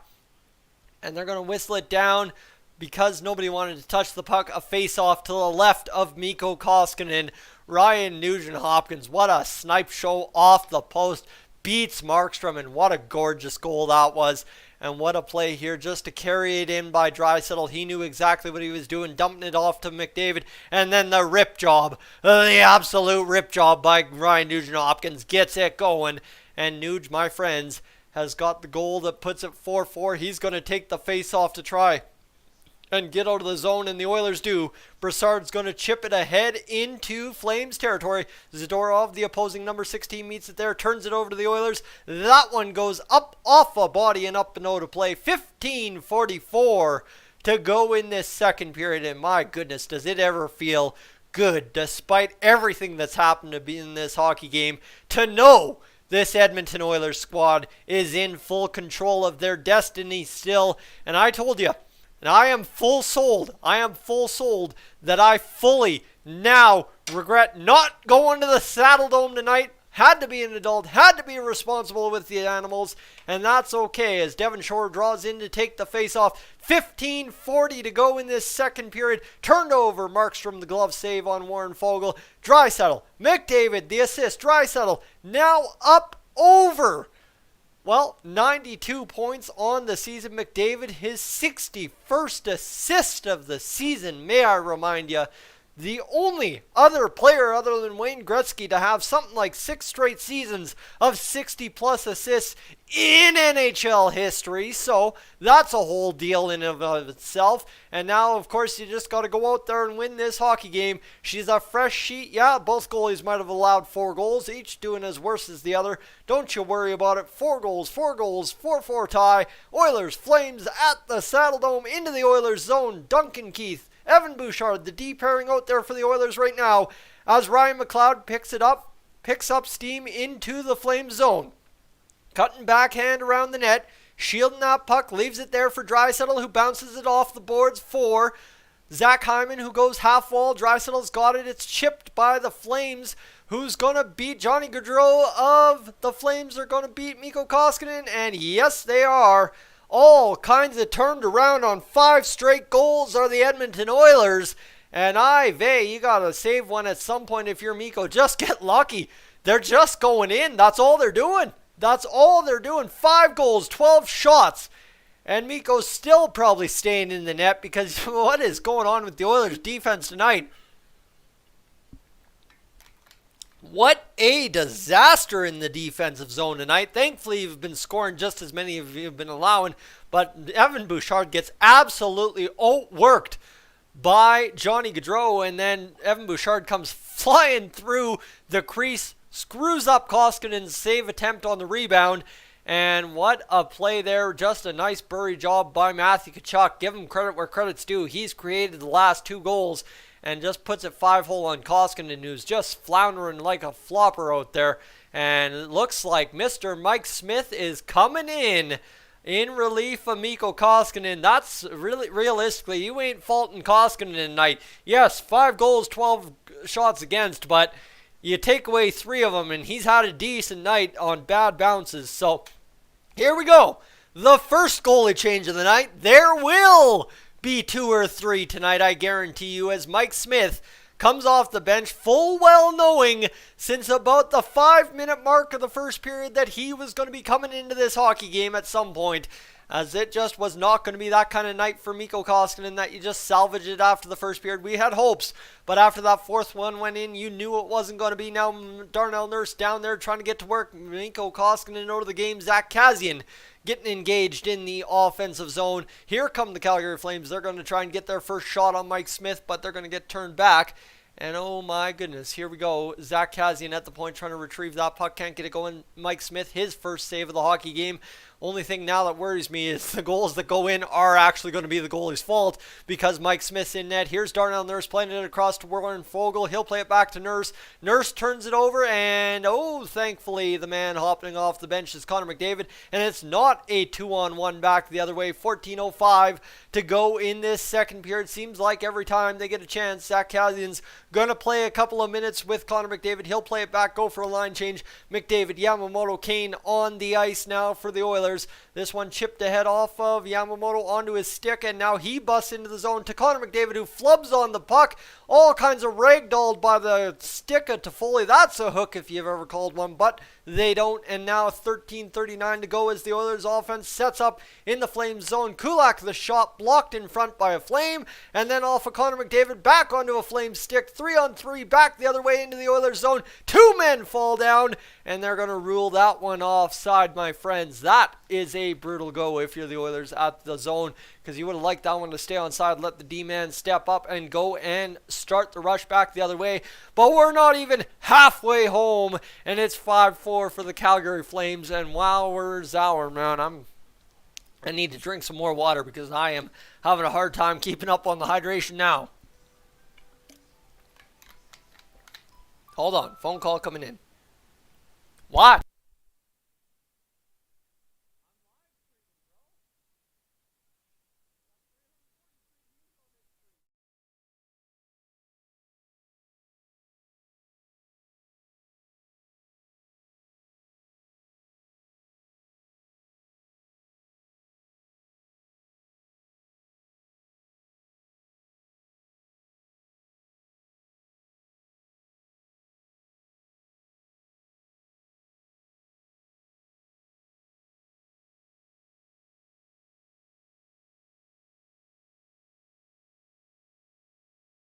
Let's get this going. What have we got? What have we got? Okay, sure. All right, either way. All right, we're back up to 13 viewers. We're still on commercial. And I still have not checked anything going on here. Let's see what's going on in terms of the views. Oh my goodness, they're looking good. We had a 254 view hour last hour, up to 99 views in 26 minutes so far. 350 views on the stream. Woo! Yeah, she's going to be a good hockey game tonight. 5-4, not even halfway through the game. And of course, this Battle of Alberta is just getting all kinds of views coming in on Dolynny TV. Appreciate everybody tuning in tonight. And yes, Johnny Gaudreau, that assist on that Matthew Tkachuk goal. Yeah, sure, it was pretty, but wowee zowie, that was chaos there, as well as that one just kind of goes absolutely bananas, and Oliver Shillington cashes the goal. And then that other Matthew Tkachuk goal there, the one with Tkachuk in tow is what I'm talking about. And look at that, just, oh man, Evan Bouchard just having a rough night, as well as a rookie defenseman in the final Battle of Alberta. But hey, it's 5-4, 13:27 to go in the second period. 21-13, the shots in favor of the Edmonton Oilers. Mike Smith now in the hockey game. Oh, in case you missed it, as Mikko Koskinen gives up 5 goals on 13 shots, the Oilers Flames now take the face-off outside of the Oilers blue line. Tossed away will be Ryan Nugent-Hopkins. Don't worry, we got another center on that wing. Derek Brassard comes in, wins it back. Ooh, heck yeah, you like to see that. Now chipped ahead. Nuge was being interfered with. That's okay. It's the Battle of Alberta. That kind of stuff happens. We're not going to worry too much about it. We'll just complain mildly as Brassard wins the puck to Puljujarvi. Puljujarvi all kinds of tied up there by Shillington. Shillington still trying to come up with the puck. He does. And the Flames back out of their own zone. They're going to fire it back the other way. Chipped off the boards there by Coleman, who somehow just got the curl on that puck to go right into the 5-hole of Mike Smith, glove down after it's played off the pads, and away we go for a face-off in the Oilers zone. Okay. We like it, friends. We like it, that's for sure. Here we go. Mike Smith, once an Oiler, always an Oiler, got the Joey sticker on the mask. And now Leon Draisaitl is going to take the face-off. He's going to lose it back. That's not a good sign as Johnny Gaudreau loads up, looking to go short side, top shelf on Mike Smith. But that's a positive sign. He comes up with the save. And now where is Ryan McLeod? As that looks like it's Mr. Evander Kane out there on the second line with Leon Draisaitl right now, as Draisaitl fires it off. And Evander Kane trying to follow it up. Can't. Gaudreau collects. Back into the middle for Anderson, who gives off, and now the Flames into the Oilers zone. There's Gaudreau open all over again, and he's coming up with some pucks tonight, similar fashion as Zach Kassian, just finding them at the right time when it's time, and there's a chance denied. Nope, just kidding. It's Matthew Tkachuk, 5-hole again. 6-4 for the Flames, and we are full well back in the old 80s days right now at the Saddle Dome. give the building a send-off eventually. This is a style of a hockey game tonight. Not even halfway home, and we've got ourselves, count 'em, 10 goals on the board. I ain't even concerned about being down 6-4 right now. That one just a brutal kind of play there as the Oilers just couldn't get it out of the zone. All 6 goals have not been pretty. 2 defensemen forget where they should be, and Matthew Tkachuk alone in front. Mike Smith, well, at 40 years old, of course he's going to let that goal in, and Matthew Tkachuk all kinds of pumped up. He's got over 30 this season. 12:21 to go. The Oilers find themselves for the second time tonight down 2 goals, and now Warren Foegele's going to chase into the zone, try and come up with this puck, but hey, we're not even halfway home, and the Oilers have erased a 2-goal deficit and a couple 1-goal deficits. I'm not too worried, my friends. Matthew Tkachuk's 32nd of the season. The play on the near side boards and boards for the Oilers. That looks like Evan Bouchard's taking it out. And oh, hey, don't want to ruin your party, Calgary, but guess who's going to the power play? Yes, sirree, Evan Bouchard having a rough game. He gets tripped up. Oilers going back to the power play where they've been heck of an efficient unit tonight. Mangiapane not impressed. 22 shots for the Oilers, 16 for the Flames, 10 goals on 38 shots. They're going in more than a quarter of a time tonight. And yes, sirree, we've got ourselves an Edmonton Oilers power play coming on up. And that's just a gorgeous finish it off, drive the puck to the net and through the goalie play by Matthew Tkachuk. Hey, man, you know what? I hate the guy to every single cent of his guts, but he's still a hockey player that does effective things for the Flames. You got to respect talent where you see it. Jay Woodcroft not impressed on the bench, but hey, we've got a power play coming up and we can get the job done here. 2 for 3, 5 shots. Leon Draisaitl going for the hat trick to get the Oilers within 1. Face-off won by the Flames. Turn back, and it looks like the Oilers are going to get a 5-on-3 power play here. Zach Hyman gets the stick off the nose, a high stick coming against the Calgary Flames. He was down in a heap. Gabranson looks like he might be the one going to the box. And 157 was all that was left on this power play, so that's quite a bit to go. And yes, indeed, it's going to be Gabranson who absolutely whacked Hyman in the head. That's almost as good as that other one the other night, whoever whacked who. It was Evander Kane whacking one of his former teammates, I think Thomas Hertl of the San Jose Sharks. So, buck 57 on the 5-on-3. Oh, baby, this one is out of control for the Oilers and Flames tonight at the Saddledome. Like I said, make me regret not being there. And oh, yes, sir, the Edmonton Oilers surely have, despite being down 2 goals in a 10-goal affair. Not even halfway through the second period, the Flames lose the faceoff. Now the Oilers have all kinds of time to play with them. Barry to McDavid, McDavid down to Nuge, Nuge back to McDavid, but it fails and the Flames will clear it. Buck 46 to go in this 5-on-3 for the Oilers as McDavid loads up. He gives off to Nuge, and that's going to be a stumble at the blue line and offside. Whistle down. Buck 37 left on the 5-on-3.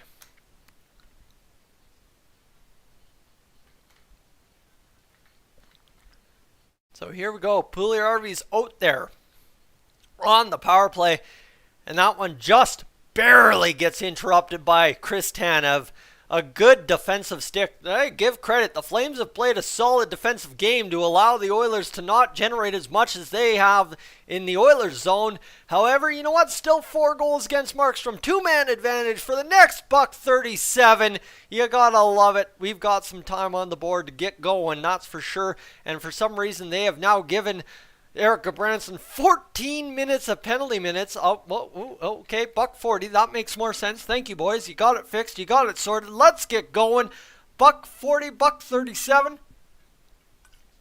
You'd like to score one in the next 30 seconds. Cash in with a minute left to go in the power play to Gudbranson. As here comes McDavid charging down the far side wing. He's going to leave it there for Draisaitl. Barry's now got it.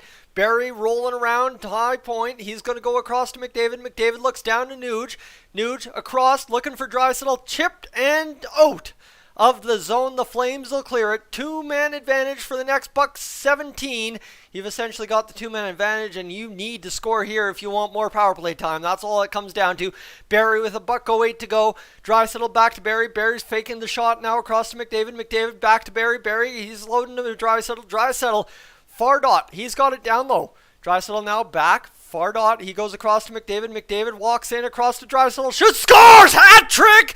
Leon Draisaitl, baby! Let's go! She's 6'5". She is just an absolute out-of-control mess at the Saddledome. 11 goals on the board. We are not even halfway through. I know I'm making a scene of it, but goodness sakes, 10:42 to go in the second period. The Oilers down 1.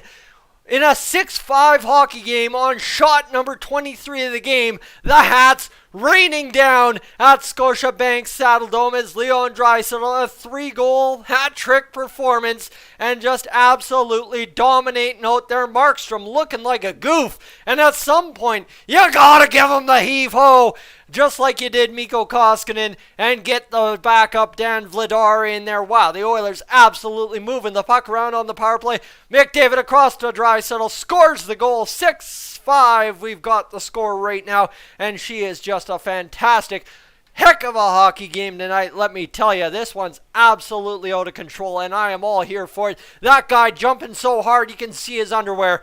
It's a good time, and Gudbranson still in the box for 56 seconds. They're looking down the boards at Markstrom. Are they giving him the heave-ho? What are they doing? Are they going to do it? Yes or no? The Hats on the ice for Draisaitl.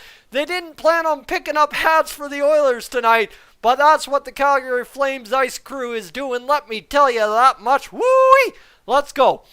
As we will have a face-off at center ice. Still Hats raining down. Yeah, that's right, Oilers fans. Get them on the ice. Get them on the ice. You can always pick up a new Flames hat or a new Oilers hat on your way out. You don't get to see Leon Draisaitl score 3 goals in a game at the Scotiabank Saddledome every night, do you? And yeah, the Oilers Nation crew there for sure. So I imagine a couple of those guys off the bus have chucked a hat or two.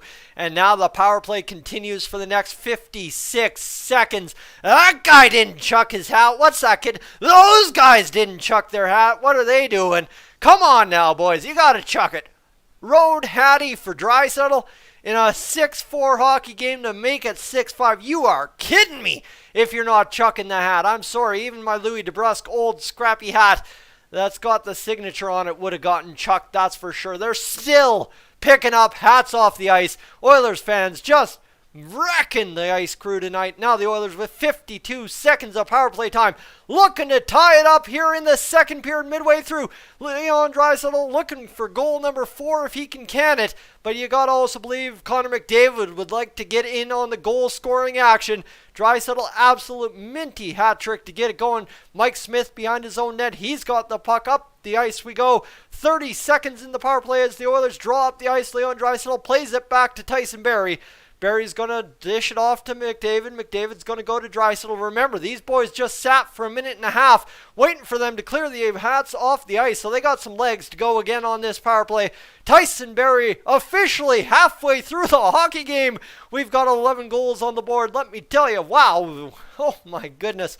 What are we watching tonight? And now a shorthanded break for the Flames. Toffoli tied up last second. Can't get the shot off. Puck in front. Mike Smith scrambling for it. Evan Bouchard smacks Andrew Mangiapane to the ice, and now all of a sudden Tyson Barrie's getting in with it with Toffoli. Here comes Tkachuk, and oh baby, what a guy wouldn't have done to have a little bit different life circumstances to be there tonight. Let me tell you, this one, she's an old-fashioned rope-a-dope hockey game, and Leon Draisaitl, the road Hattie, just the icing on the cake you're looking for.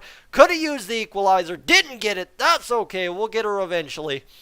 And she'll be a fun finish, that's for sure. My friends, if you're just tuning in, you've missed a heck of a hockey game so far. She's been fantastic end-to-end action. Goals every few minutes, it seems. And the Oilers never say die against the Flames tonight. Let's go. Let's recap it here as we're on the commercial break on the stream here. Derek Brassard started us off, followed by Lindholm, Tanev, Backlund to make it 3-1 Flames in the first period. Then Draisaitl's 45th of the season. Then Draisaitl 44 seconds into the second period on the power play gets goal number 46. Shillington follows that up, and well, then it's 4-3. Then all of a sudden Nuge scores. It's 4-4. Chaos ensues. Matthew Tkachuk, public enemy number 1, scores 2 goals within 2.5 minutes, makes it 6-4. Don't worry about it. Evan Bouchard gets tripped. Zach Hyman gets high-sticked. And yes, Leon Draisaitl goes out there and scores himself goal number 47, the hat trick, the penalties, all in favor of the Flames tonight. You betcha she's been one heck of a hockey game, and I don't know if I'm going to have the lungs to finish her off for period number 3, but we're going to keep it rolling. Let me tell you, most fun I've had on a live stream, I think, since that Battle of Alberta, 2 and a month year ago, whatever you want to say. Oh my goodness. All right, number 30 for the Calgary Flames. They've got 4 30-goal scorers, but the Edmonton Oilers have a guy in Leon Draisaitl who has scored 47 goals this season, including the hat trick tonight, you betcha. And yes, you gotta betcha, the 1993-94 Flames are the last team to have that many goal scorers, and well, it's 41 for Roberts, 40 for 30. I don't know who the other guys are. To heck with them. They're Calgary Flames. Who cares? Face-off in the defensive zone for the Oilers to the left of Mike Smith. As we resume action, Warren Foegele draws in for Devon Shore. The fourth line out there. Oh, it's the winger winning it. Foegele gets it done. Bouchard chips it off the boards. Foegele going for it. He gets it past, but a little bit too far down. And Markstrom's able to play it there, leaving Duncan Keith to chase it back in his own zone. Overskates the puck, turns around a couple times, loses the puck to Gaudreau. Now in there trying to get there, Bouchard. Now cutting to the net. Mike Smith, the paddle denial. Gabranson, the man who took the penalty that didn't cost the Flames, out there now. He's got the puck. He plays it down to the near side. Dot. It is Gaudreau across the ice. Delayed penalty to the Edmonton Oilers. The Flames have finally drawn one, and the Oilers will head to the kill for the first time unless the Flames cash it right here. Looking to make it 7-5. Shot on. Deflected into the corner. Zach Kassian touches the puck.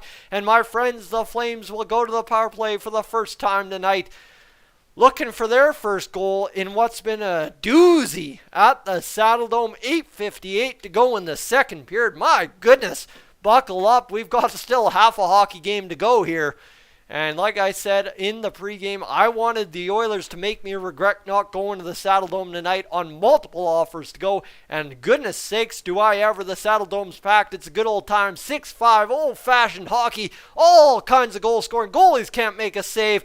76.1% penalty kill for the Oilers, tied for 21st in the NHL. Shot blocked in front, 24.4% on the power play. That's 8th best in the NHL for the Calgary Flames.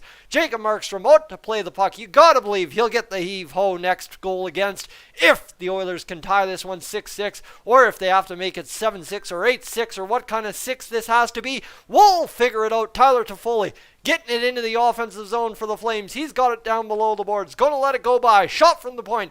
Goes into the corner. And that'll be Johnny Gaudreau up at the dot, playing it back to the point. Rasmus Anderson gets it back to Gaudreau. He's looking. He's waiting. He's looking. He's surveying. Across it goes. Good active stick by Cody Ceci. Plays it back to Rasmus Anderson. Now the man. And now back down low. Back across. And yes. So that ain't a goal. That's all kinds of bounces in front, but it's not in the back of the net. And Ryan Nugent-Hopkins, desperation with a minute to go on the penalty kill, gets it out of the zone. And the Oilers narrowly escape the zone. Still down by just a goal. 6-5 in this one. 7:47 to go. The Flames have 48 seconds on the power play. Mike Smith's going to chip this one off the glass. It's not out. The Flames keep it in. Shot goes behind the net. 2 for 4 last night against the Coyotes are the Flames. The shot, the save, the paddle by Mike Smith to keep it alive. Maybe a bad play, but it's going to come to Kyler Yamamoto. He'll flip it the length of the ice, and away the Flames go back, chasing it into their own zone. Jacob Markstrom leaves it there for Noah Hannafin. He's got it. He's surveying. He's got it into the neutral. It's going to be there for Dylan Dubé, who plays it across, fired down into the Flames do it. And Mike Smith, how about that? Cutting it off, getting into trouble, getting it to Evander Kane. He's out there killing penalties. Everybody involved tonight. Michael Backlund has it near side at the dot. He's going to walk in, shoot the puck, tipped on net, fired across, blocked in front by Brett Kulak. Coming up with his biggest play of the Battle of Alberta so far is Connor McDavid bumping, battling. Kane, shot, fired, save Markstrom. Shot by McDavid, blocked there by Tanev. Now back behind the net. Zach Kassian coming on to play the puck. He's on the top line after Kyler Yamamoto was out there killing penalties. Ceci down to Kassian. Kassian looking to be the hero. Can't come up with the puck. Now back the other way. The Flames turned back by Ceci. Only briefly. Chipped into the Oilers zone. There's Mike Smith. He'll play it around the boards. And up and out of the zone come the Flames once again. They'll chip it in. And that's not offside. So the Flames see the Oilers regroup behind their own net. Cody Ceci's going to play this one up. He's got it into the neutral where Devon Shore carries it into the Flame zone across the ice looking for a streaking Warren Foegele. Can't come up with it. Kassian, big hit into the boards. And now back into their own zone chasing it. Evan Bouchard, he's going to headman it ahead to Warren Foegele, who's battling through two Flames to keep that puck alive for Devon Shore, who fires the puck on net. That one goes up off the post and out of play. And we will survive that flurry of action without a whistle. Still up 6-5 if you're the Calgary Flames. Doink-a-doink-a-doink if you're the Flames on the power play. That one up and off the post. Mike Smith evades it. It bounces off a Ceci onto Nurse's stick out of the danger area. And it's 6-5. And my goodness, ladies and gentlemen, I have not been this into a hockey game in a long while. Let me tell you, this one is an absolute blast. Fantastic hockey game, that is for sure. So, what do we got going on here? Well, we've got a little bit of Twitter action on the phone, a little bit of Twitter. And yeah, well, let's see. Well, we got anything on Twitter that we need to be aware of. Back live on AHL TV. Oof, the Condors fell off the network there earlier tonight. The Oilers take their first penalty. They're already 3 for 5 on the power play. Calgary couldn't capitalize on their first man advantage. Somehow that tweet came out 3 minutes ago. I don't know, but Draisaitl's definitely winning the Rocket Richard. That's for sure. And wowie zowie, that was one heck of a goal by Draisaitl to get the hat trick. All right, let's get this going. So we got to see what's going here on YouTube. Oh, only 463 views on the stream, ladies and gentlemen. Appreciate you coming through to watch a washed-up YouTuber come out of retirement to call only the best Battle of Alberta since February 2020. And oh my goodness, I am absolutely guns a-blazing excited for this one. That's for sure. They've got the Paramount Plus Halo Network thing going on there. That looks like it's going to be a sick TV show. Finally, somebody gets it going right, I guess. I don't know. Let's get back to hockey, shall we? You don't want me talking about Paramount Plus because it's all Yellowstone to me, baby. Let's go. Woodcroft against Sutter. Battle of Alberta all time. 140 wins for the Flames. 130 for the Edmonton Oilers. Goals dead even. 973 for the Oilers. 979 for the Flames. Power play percentage 0.4% in favor of the Flames, but the playoff series wins head-to-head 4-1 for the Edmonton Oilers. We're back underway. Yeah, it's Derek Brassard, Jesse Puljujärvi, and Ryan Nugent-Hopkins getting out there, getting going, but the Flames, they've got it. They're crossing center. Well, turned back briefly and bobbled by Duncan Keith, who gets it across to Evan Bouchard. He'll get it ahead, tipped off a stick, and Jesse Puljujärvi's going to go out there and give chase against Chris Tanev. He's going to turn over the puck for Ryan Nugent-Hopkins, and now the Oilers have started something in the offensive zone. Chipped ahead to Evan Bouchard. He's got it off the boards, and now the Flames are able to collect it off the skates of Derek Brassard and get it back, not without a chase down by Mr. Jesse Puljujärvi. An active stick in the lane by Nugent-Hopkins fires it back into the stand, so the face-off will come to the left of Jacob Markstrom with only a couple of minutes left to go in this second period, which has just been as exciting as that first period, may I add. 3-3 the goals in this second period. Tyler Toffoli in there on this face-off for the Calgary Flames. He's on the wing, mind you. 17 goals this season, 1 in his last 9. What happened to him? I thought he was the answer for the Flames. I guess you get that new coach, new team bump after being on a crap team like Montreal and you actually do something. And then, well, you just kind of fade into the background, just typically like an Alberta acquisition at the trade deadline. Connor McDavid fires it off the end boards. You've now got Draisaitl and McDavid loaded up out there by Jay Woodcroft. Coming out of the TV timeout. The first shift, though, to the Nugent-Hopkins line. Mike Smith plays it off the boards. He's getting active with the puck. He's getting silly with it. Here comes Zach Hyman. He's charging down the boards.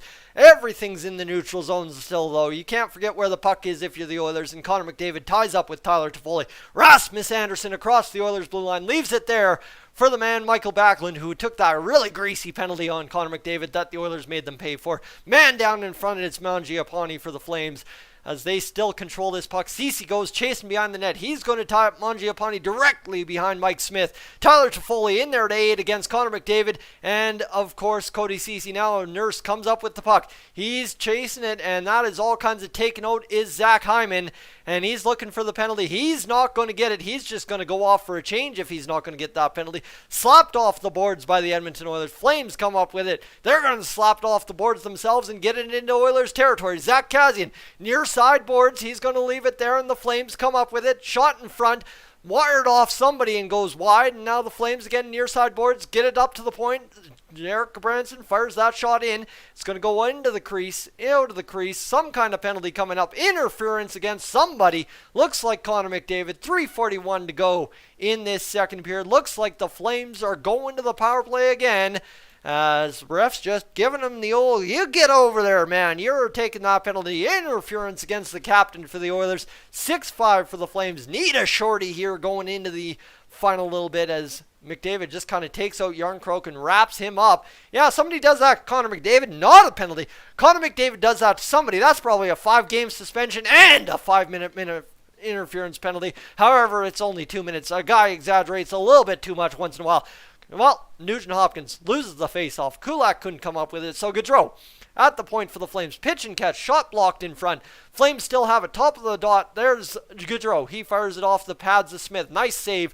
19 shots now for the Calgary Flames, who have 6 goals this evening. Johnny Gaudreau down to the near side corner. That is Matthew Tkachuk. He's going to play it back to the point. Anderson ain't going for the one-timer there, so Anderson's looking for the puck back at the blue line. He's not going to get it. Shot goes all the way across the ice, and now Nuge is just going to chip this one out of the Oilers zone. They've killed 33 seconds of power play time for the Flames. That one goes nowhere for the Flames. They do enter the zone, though. Turned over to Nuge. He's thinking about it. He's just going to curl it down the ice in on Markstrom. Markstrom the save. Gets up, plays it across to Anderson. $1:13 to go in the power play for the Flames, who will carry it across center now into the Oilers zone. Turned back there by the Oilers once again. Good penalty killing, not even letting them get below the dots at this point. And the Flames, they're humming along at 50% on the power play in their last 3 games, but don't you mind that. The Oilers doing a decent enough job tonight. 50 seconds to go in the power play. Mike Smith cuts it off. He's going to fire it off around the boards. That's going to bounce weirdly, land on a Flames stick.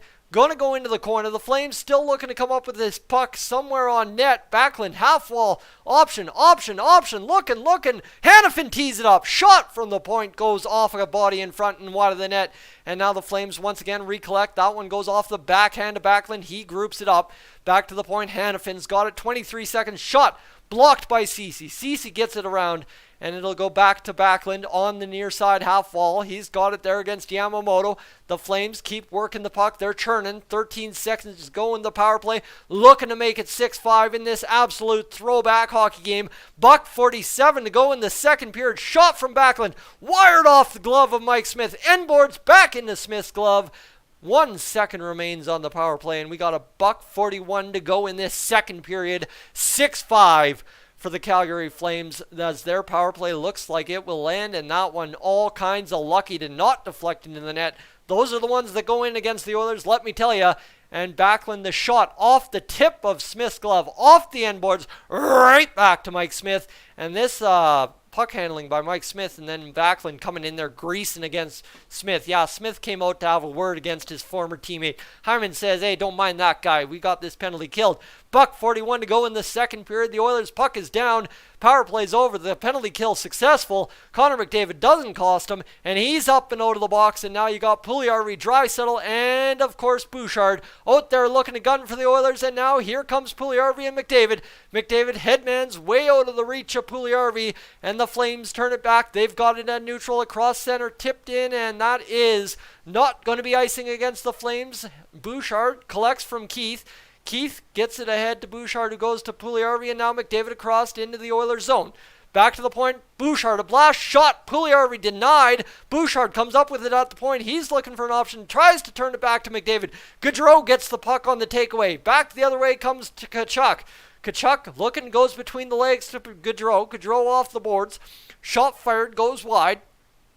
And up and out of play, my friends. 51.6 seconds to go in this second period. Absolute great game tonight as McDavid looking for that shot. Puljujarvi just couldn't cash it on the pads of Markstrom, and then Bouchard should have just driven it in there with the backhander. Didn't. Looked for Connor McDavid at the other dot. It was turned around, and that's what led to the chance for Tkachuk and Gaudreau to set something up. And now Bouchard talking it over, looking for answers. 51.6 seconds to go. Drawn in is Nuge into the face-off dot. The face-off, one back. It's Kulak and Barrie on the point. It looks like Zach Kassian is out there with the third line now. Where in the heck is the man of the hour? Well, Puljujarvi, he was just on the top line, loading up after the penalty kill. Now Barrie looking to chase that puck down. The Flames come up with it in the far side corner. Kulak giving chase now in the near side corner. He gets taken in the boards. He's going to play it off the boards for Brassard, who chips it all the way down the ice. And my friends, that is icing. That is an icing call if you've ever seen an icing call. The biggest hop you could possibly get off the glass. And Brassard just absolutely slapped that. Big cross check there. Big whack by Brassard. And Brassard's a man of attention for the Calgary Flames based on those replays, let me tell you. All right, let's go. 19.2 seconds to go. The shots, they've kind of evened up. 27-22 in favor of the Edmonton Oilers. 21-15 the hits in favor of the Flames. Nuge draws in for the faceoff, loses it. Back to Tanev. 16 seconds to go. The Flames looking to go up 2 into the intermission just like last period. Remember, we got another whole period of hockey to go yet, as that is going to be Derek Brassard working it out of the Oilers. Oh no, he's going to pivot back in and just kill the clock. 3 seconds to go off the end boards. And my friends, we're going to go into the intermission. Despite having half a hockey game at 11 goals already, we're going to go into the intermission 2/3 of the way through this one with 11 goals on the board. What an absolute wild ride this one has been. Absolutely crazy.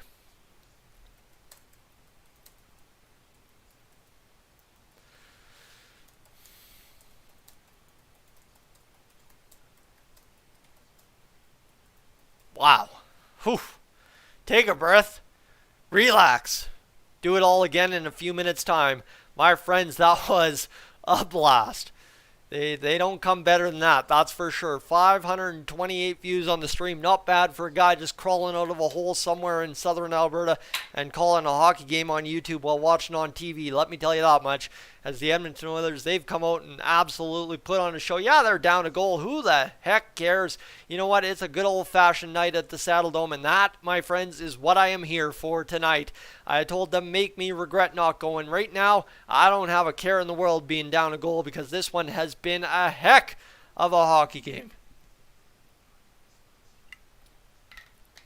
Oh, and by the way, the Oilers will start the third period on the penalty kill. Derek Brassard got a little angry at the end of the second period, took a cross-checking call, and my friends, to the power play go the Calgary Flames at the start of the third period. Not the way you want to start the third period, but it's not about how you start. It's about how you finish in hockey, and that's what matters down the stretch. 20 minutes to go in the third period. You know what? You kill off the first two. Heck, get a goal on the penalty kill. Who cares? Devon Shore, he's a sniper. He knows what to do out there. Get him on there. Get him going. Get him a goal. And let's even this one up in the first 2 minutes. Why not? Let's get it going. Guys, I need a bathroom break. I'll be right back.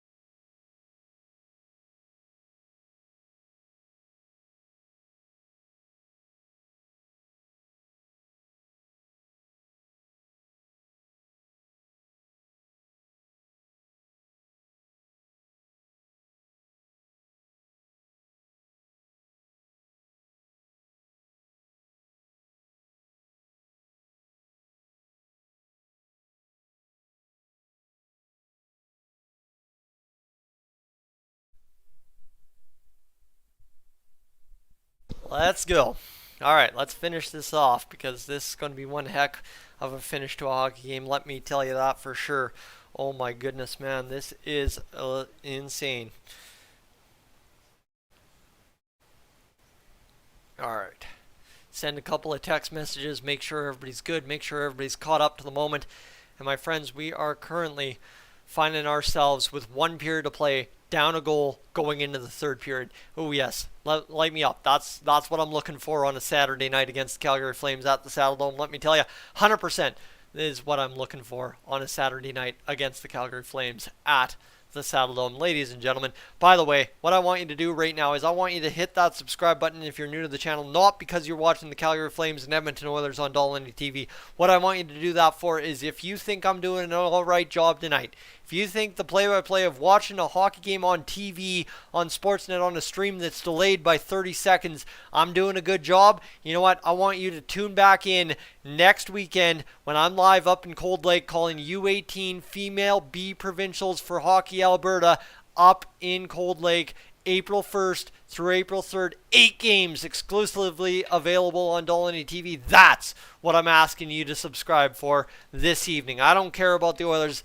next weekend. It is all those U18 female B provincial stars that we will see shining bright in Cold Lake next weekend. Ladies and gentlemen, this is a good time to remind you as well. This stream tonight is brought to you by LoudMedia.ca, your home for everything rock and roll in Canada at current moment.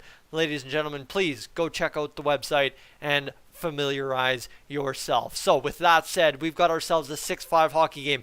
Shall we go recap it? I think we may, as it was a heck of a finish in that second period, as it was just scrambly, get the job done. Derek Brassard starts us off with the scoring. Then it's Lindholm, Tanev, Backlund, back to put the Flames up 3-1. Okay, that's great. Leon Draisaitl, I told you, after the third goal by the Flames, the Oilers, they'll cut into the lead. They'll do it with the dying seconds of the first period. 58 seconds on the board. Leon Draisaitl scores his 45th goal of the season. He's well on his way to 50, don't you mind me. And then, 44 seconds into the second period, Leon Draisaitl scores his 46th. And then you got Shillington trading goals with Nuge. It's 4-4 after that. Then all of a sudden, oh my goodness, wow, the Oilers butcher it. Give up 2 goals to public enemy number 1. Yes, sirree, Matthew Tkachuk, 31-32 on the season for him. And Leon Draisaitl on the power play comes answering back. The road Hattie gets it done. 47 goals on the season. Nugent Hopkins gets his 33rd assist. And oh, don't you mind me, Connor McDavid, 62 assists on the season after getting his first assist of the game on Ryan Nugent Hopkins' 8th goal of the season. Nuge has played, what, half a season, and he's got 41 points. Not a bad season for him either. Draisaitl, how about this? 4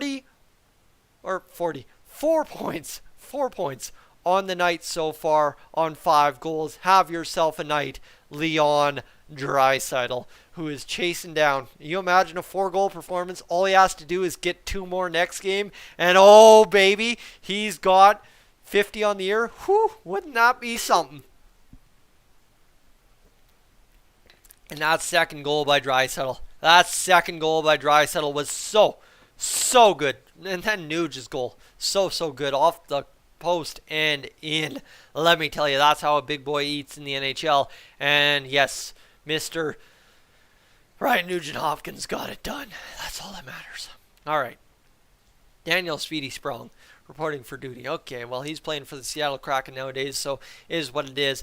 Well, the incredible dish to the captain from Holloway. Yes, indeedy. Yes, they get it done. Ryan Malone scores another goal from Dylan Holloway. Holloway humming along down there in the minors after 2 periods of play. Look at that score sheet. She's all kinds of a mess between the Oilers and Flames. 11 goals combined in this one between these two teams, and woo-wee, it feels so good to be back calling it, that's for sure. So ladies and gentlemen, again, just want to give a big shout out to this presenting sponsor for tonight's stream, LoudMedia.ca. Can't stress it enough. Go check out the website, get caught up to date with everything happening in the Canadian rock and roll scene in today's terms. My friends, we have crossed 570 views on the stream. That again, have to give a big shout out to you for tuning in, because that is huge. Appreciate that. It goes a long way, let me tell you that much. 2 minutes 44 seconds average view duration. Once you come in, you don't leave. That's what that's telling me, because let me tell you, the first period the average view duration was about $1.51, and now all of a sudden, after all these extra views, we're up to 244. We're rocking, we're rolling tonight. Let's go with a 2.7. Oh my goodness, let's go divide that by 60. Over 26 hours watched on tonight's live stream. Ladies and gentlemen, Dolynny TV doesn't see those kind of numbers nowadays, but we will next weekend up in Cold Lake for U18 Female B Provincials presented by Hockey Alberta. Looking forward to that, I am, as that'll be my first time calling a full hockey game in 3.5 years since calling the home opener September 20-something against the Vegreville Rangers for the Cold Lake Ice up at Imperial Place in Cold Lake. And what is that Thatcher Demko save other than just pure desperation? That is for sure. And again, there he gets it done. That's a key goaltending save. And what's this? What's this? Ooh.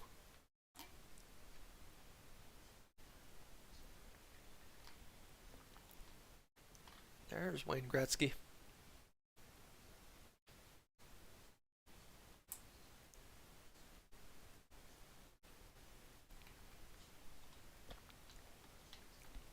Oh, guy needs a breath.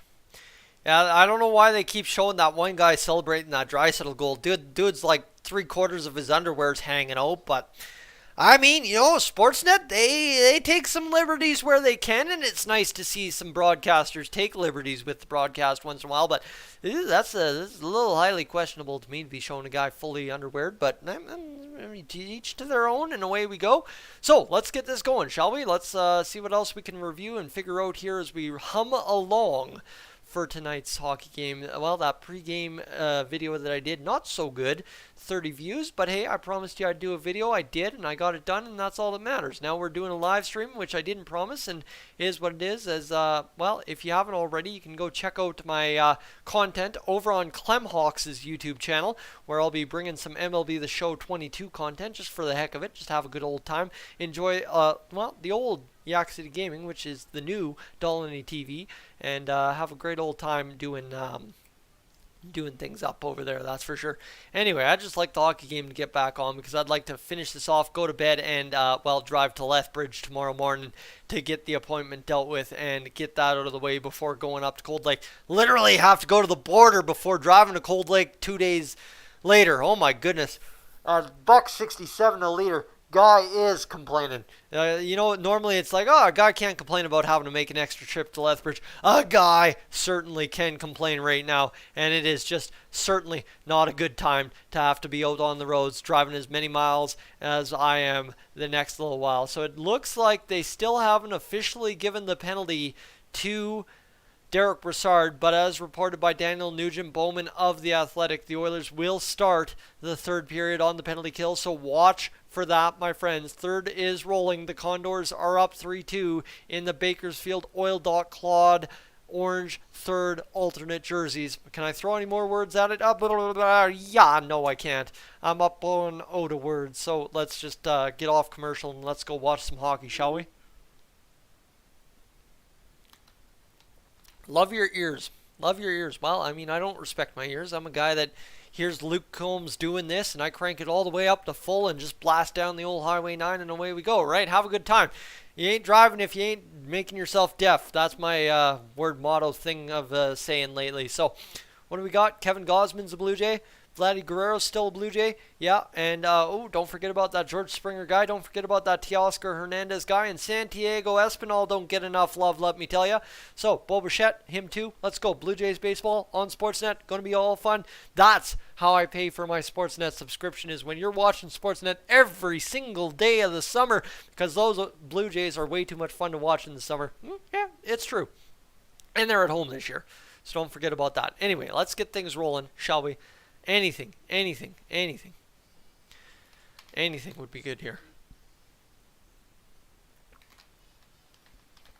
Alright, nothing going on here. Nothing going on, so let's go over to the analytics and just quickly check that one more time, see what's going on the analytics side. Oh, we got a bunch of people tuning in now officially at 600 views on the live stream. Ladies and gentlemen, welcome in. Appreciate you being along for this journey. It has been one heck of a hyped up hockey game. I told you, I wanted the Oilers to make me regret not being at the game tonight. That much they have through 2 periods. A win now would definitely get the job done. And remember, the Oilers have lost 1 game all year after scoring first. So you gotta think the old hockey gods have got something brewing up at the Saddle Dome tonight that's going to give us a chance to win this game. 1 goal, 3 assists, 6th career 4-point game for Ryan Nugent-Hopkins, who's having a heck of a year. 41 points on the register now. And still in it, indeed we are. Alright, let's get this going. Looks like a guy sending a text back there trying to tell Nuge, hurry it up, hustle up. Scott Oak's not got all day, my friends. We got a hockey game to play, a hockey game to finish, and you got to get those people back on the C train out of the downtown Calgary so they can get home on a Saturday night. Because you know what, being up until midnight on a Saturday at the Saddle Dome, that's one thing. Getting home at 2:30, 3 o'clock in the morning, that's a whole nother thing. And you don't want to be doing that, so let's just get everybody out of here. Let's not play some overtime. Let's just have a good time. Everybody's got their snacks. Dude's got a SodaStream bottle of water that's not even carbonated because, gosh darn, the SodaStream's busted. What do? We haven't had any World Junior hockey to watch anymore since December, so you don't fire up the SodaStream and make it work until then. Anyway, we are back to commercials, and man, come on, just cramping my style. Let me rip. Let's get this going. I just want to get this third period up and out of the way, get over to Lethbridge, get up to Cold Lake, call some junior or female B provincial hockey up in Cold Lake, and then we can just rock and roll the rest of the way home. But as it is right now, we got the third period to hone in on and get the job done. That's all. All right. Calm down. Relax. Breathe. That's number 1. And then let's get ready to rip for a third period. That's all I'm saying. Let's just get ready to rip when time is right and time is of the essence. Ladies and gentlemen, we're also over, 20 likes on the stream. Appreciate that. So thank you for tuning in. And I'm gonna have the big one, I'm sure. That's the only response I got to that kind of text message. Anyway, what do we got? What do we got? What do we got? Anything on Twitter about that penalty? Six tweets. Let's see what's going on. Oilers need to dig deep and get these 2 points because every team around them is gaining ground. Don't worry about it. Let's go. Just go win a hockey game, shall we? That's number one. Don't worry about digging deep or anything. Just win. I don't care what you got to do. If you got to dig shallow, dig shallow. If you got to dig deep, if you got to dig a ditch, get it done. That's all I'm saying. Just whatever it takes. I'm not a fan of these cliches. Just whatever, get it done. No excuses. Get it done. I know that's probably a cliche too, but I don't care. Let's get it finished and let's get it over. Save more on the things that matter. Expedia made to travel. Dude could use a trip to Costa Rica right now. Quite seriously. Guy could seriously use a trip to Costa Rica, sit on the beach in Guanacaste province and just enjoy 30-degree weather for 15 straight days. Whoo! That sounds good to me, but hey, here we are. It's 6 degrees in southern Alberta today. Winds up, cold, air's damp, not a good time. Oh well, who cares? What doesn't matter is the fact that the temperature outside don't mean anything for the temperature inside the Saddle Dome tonight, and the temperature, she's a rising by the moment. Derek Brassard getting into it with the Calgary Flames at the end of the period apparently and taking a penalty, and now we'll start the third period on the penalty kill when we get back to action at the Saddle Dome. It's going to be a good time. Canada's got talent. Well, they've got enough commercials to get things going for sure. They could delay a whole hockey game with every single Canada's Got Talent commercials they've played. Honestly, I don't see the hype. I've never seen the hype, never been a fan of any of those shows. So, it is what it is. I'm not too worried about it. Let's just get it off my TV so as I don't have to watch it anymore. Of course, Tim Hortons sponsors it with coffee cups because that's just product placement to the T for something named Canada's Got Talent. City TV. Alright, are we going to do this? We got a Sportsnet commercial for an electric car that somehow powers something, I don't know. All electric iconic. I don't even know what that is anyway. The Oilers' Leon Draisaitl. How about him? Third period, looking for another couple of goals. Dude, a third period hat trick would be huge. 6 goals to clutch 50 goals for the second time in his career on Calgary's ice. Woo-hoo-hoo-hoo! Wouldn't that be something? Well, in this hockey game, anything's possible. 1 goal tonight for Austin Matthews, and just all of a sudden, Leon Draisaitl's the best player in the NHL because he's got the most goals, because apparently Austin Matthews is. I don't know. Screw the Leafs. Whatever. Just get them off my TV. It's the Battle of Alberta tonight. And yes, they are indeed going to call Derek Brassard for a penalty at the end of the second period. So now the Oilers start on the penalty kill, dump it into the Flame zone. Jacob Markstrom out to play it, and that's met there by, I believe, Rasmus Andersson, who's charging and carrying. He'll dump it off to the forward waiting behind him, and here comes Johnny Gaudreau, pitch and catch with Elias Lindholm before it's interrupted by an Oiler and fired down the ice. Markstrom once again out to play it with 20 seconds. Killed off the penalty now. $1:37 to go in the power play. Carried through the central, backed into the Flames territory briefly, and now into the Oilers zone by the Calgary Flames. Matthew Tkachuk out there looking for his very own hat trick in this wild affair at the Saddle Dome tonight.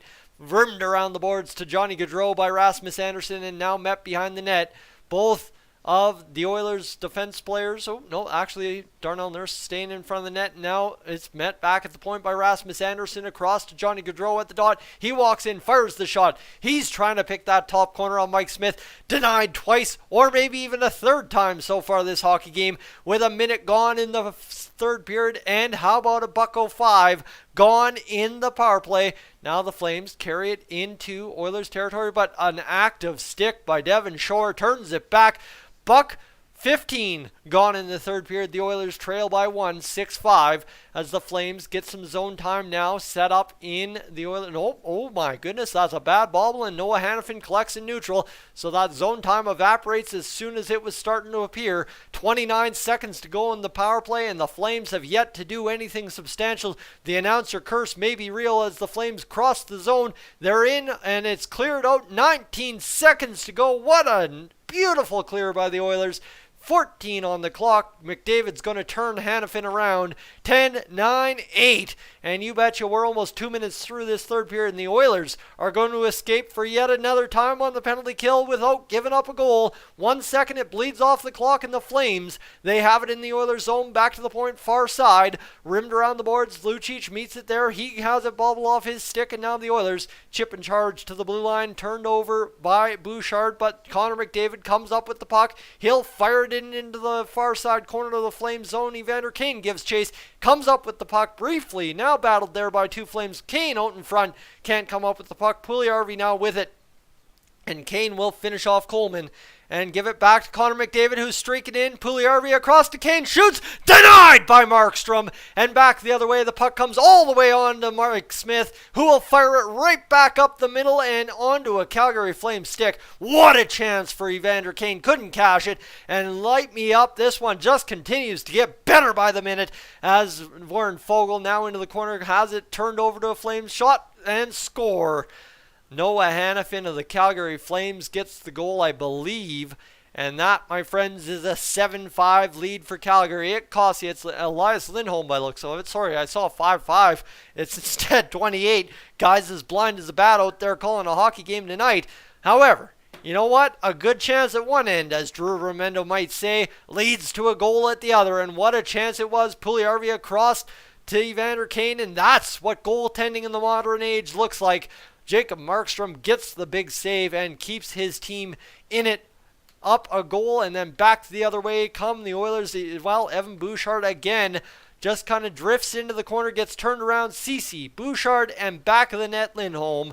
And yeah, that is the way she goes. The Oilers once again looking to claw back from 2 goals. They haven't allowed it to be down by 2 goals for too long in this hockey game. I think the total is about 9 minutes at most, or even 4. I think it was 5 minutes down to 4 minutes in the first period. So now down by 2 goals once again. There's Draisaitl, shoots, denied by Markstrom. Another shot comes in. Well, it's Darnell Nurse getting turned around there. Foegele comes in, pushing his man out of the zone and leading it in to the Oilers zone is the Calgary Flames. Mike Smith almost plays it into his own net. That would have been a gaffe that would have cost him his career. Darnell Nurse behind his own net. 16:30 to go, needing 3 goals to win if you're the Edmonton Oilers. Headman to head, off the stick of Puljujarvi, onto the stick of the Flames. Into their own zone they go. And the Flames looking to charge ahead. They do. Into the Oilers zone now come the Flames. Shot, save Mike Smith as he pushes Calle Jarnkrok up and out of the way. And my goodness, this one just continues to get more wild. 12 combined goals between each team. Mike Smith's now allowed, what, a total of 2? Well, here's what it is. As Elias Lindholm just absolutely rockets that one again alone. Dude, all 7 of these goals by the Calgary Flames have been absolutely brutal by the Edmonton Oilers. It is what it is. Those kind of games happen. It's happening right now. And the Oilers trying to fight their way out of a wet paper bag and win a hockey game. That's what they're trying to do as they try to get out of the zone as Kulak chips it, and it's Puljujarvi getting it ahead. Now battled there on the near side wall just outside of the Oilers' blue line. It's, who is that? Is that Nugent Hopkins? It's the third line out there. Puljujarvi, Nugent Hopkins looking for a puck. 3 Oilers, 3 Flames along the boards. No fights in this hockey game yet, but she's been the biggest, bestest one of the year yet.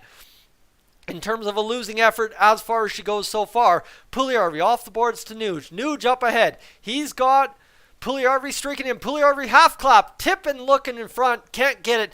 Lucic comes up with it at his own blue line. Back the other way. The Oilers get the turnover. Barry in his own zone. Far side dot. Plays it around behind the net. The Oilers looking to get out of their zone. Kulak carries it ahead. He's got it at half. He's looking for it. He's looking for it. He's wheeling. He's got the legs.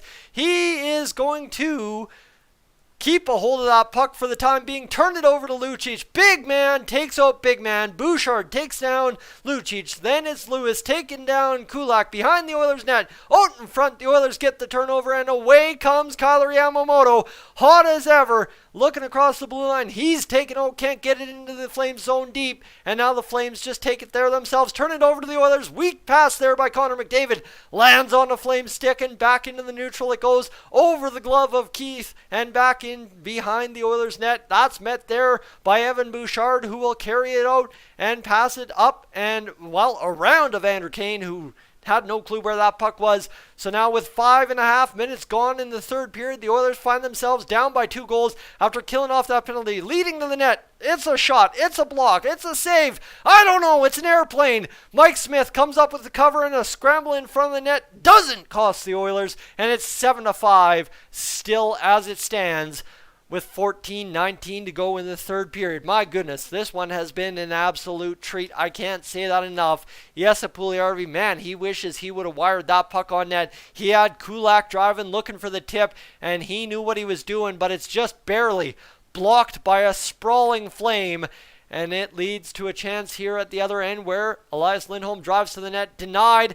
Big save by Mike Smith, who does not allow the chance for Johnny Gaudreau to go into the top corner, and Smith makes the save, covers it up. 14:19 to go. A crooked couple of numbers on the scoreboard tonight at the Saddledome. Old-time hockey. The old bloodstains under the ice coming out to rear their ugly head once again in the final battle of Alberta for 2021-2022's NHL regular season in Calgary. And overall, 14:04 to go in the third period. The Flames walk in, shoot, fire, and score. Yeah, you can blame Mike Smith on that one, as public enemy number 2, Michael Backlund, gets the goal that puts the Flames up 8-5. They've almost evened up the shot clock, my goodness, 29-28, and this one is completely out of control if you're the Edmonton Oilers as we go down into the final 14 minutes of play. And my goodness, the Oilers just continue to bleed chances. Darnell Nurse gets turned around, gets chasing, and then all of a sudden allows the man to drive. And I don't know what you're looking for there. Take the pass, take the shot. I don't know what Darnell Nurse is doing. And Mike Smith has no clue what he's going to do with his glove hand on that one. And Michael Backlund scores it to secure the first 3-goal lead of the game for the Calgary Flames as a rocket of a shot, glove side, makes it 8-5. So now after the face-off win, the Oilers come down the zone, and they're entered. Zach Hyman drives the net, can't get it going, and now at the point, Brett Kulak keeps it in. It's around behind the boards, and now chipped there by Ryan McLeod. Back to Zach Hyman. Hyman shoots it off the side of the net or off the pad of Markstrom. Not really clear from the TV angle, as now Draisaitl comes up with the puck.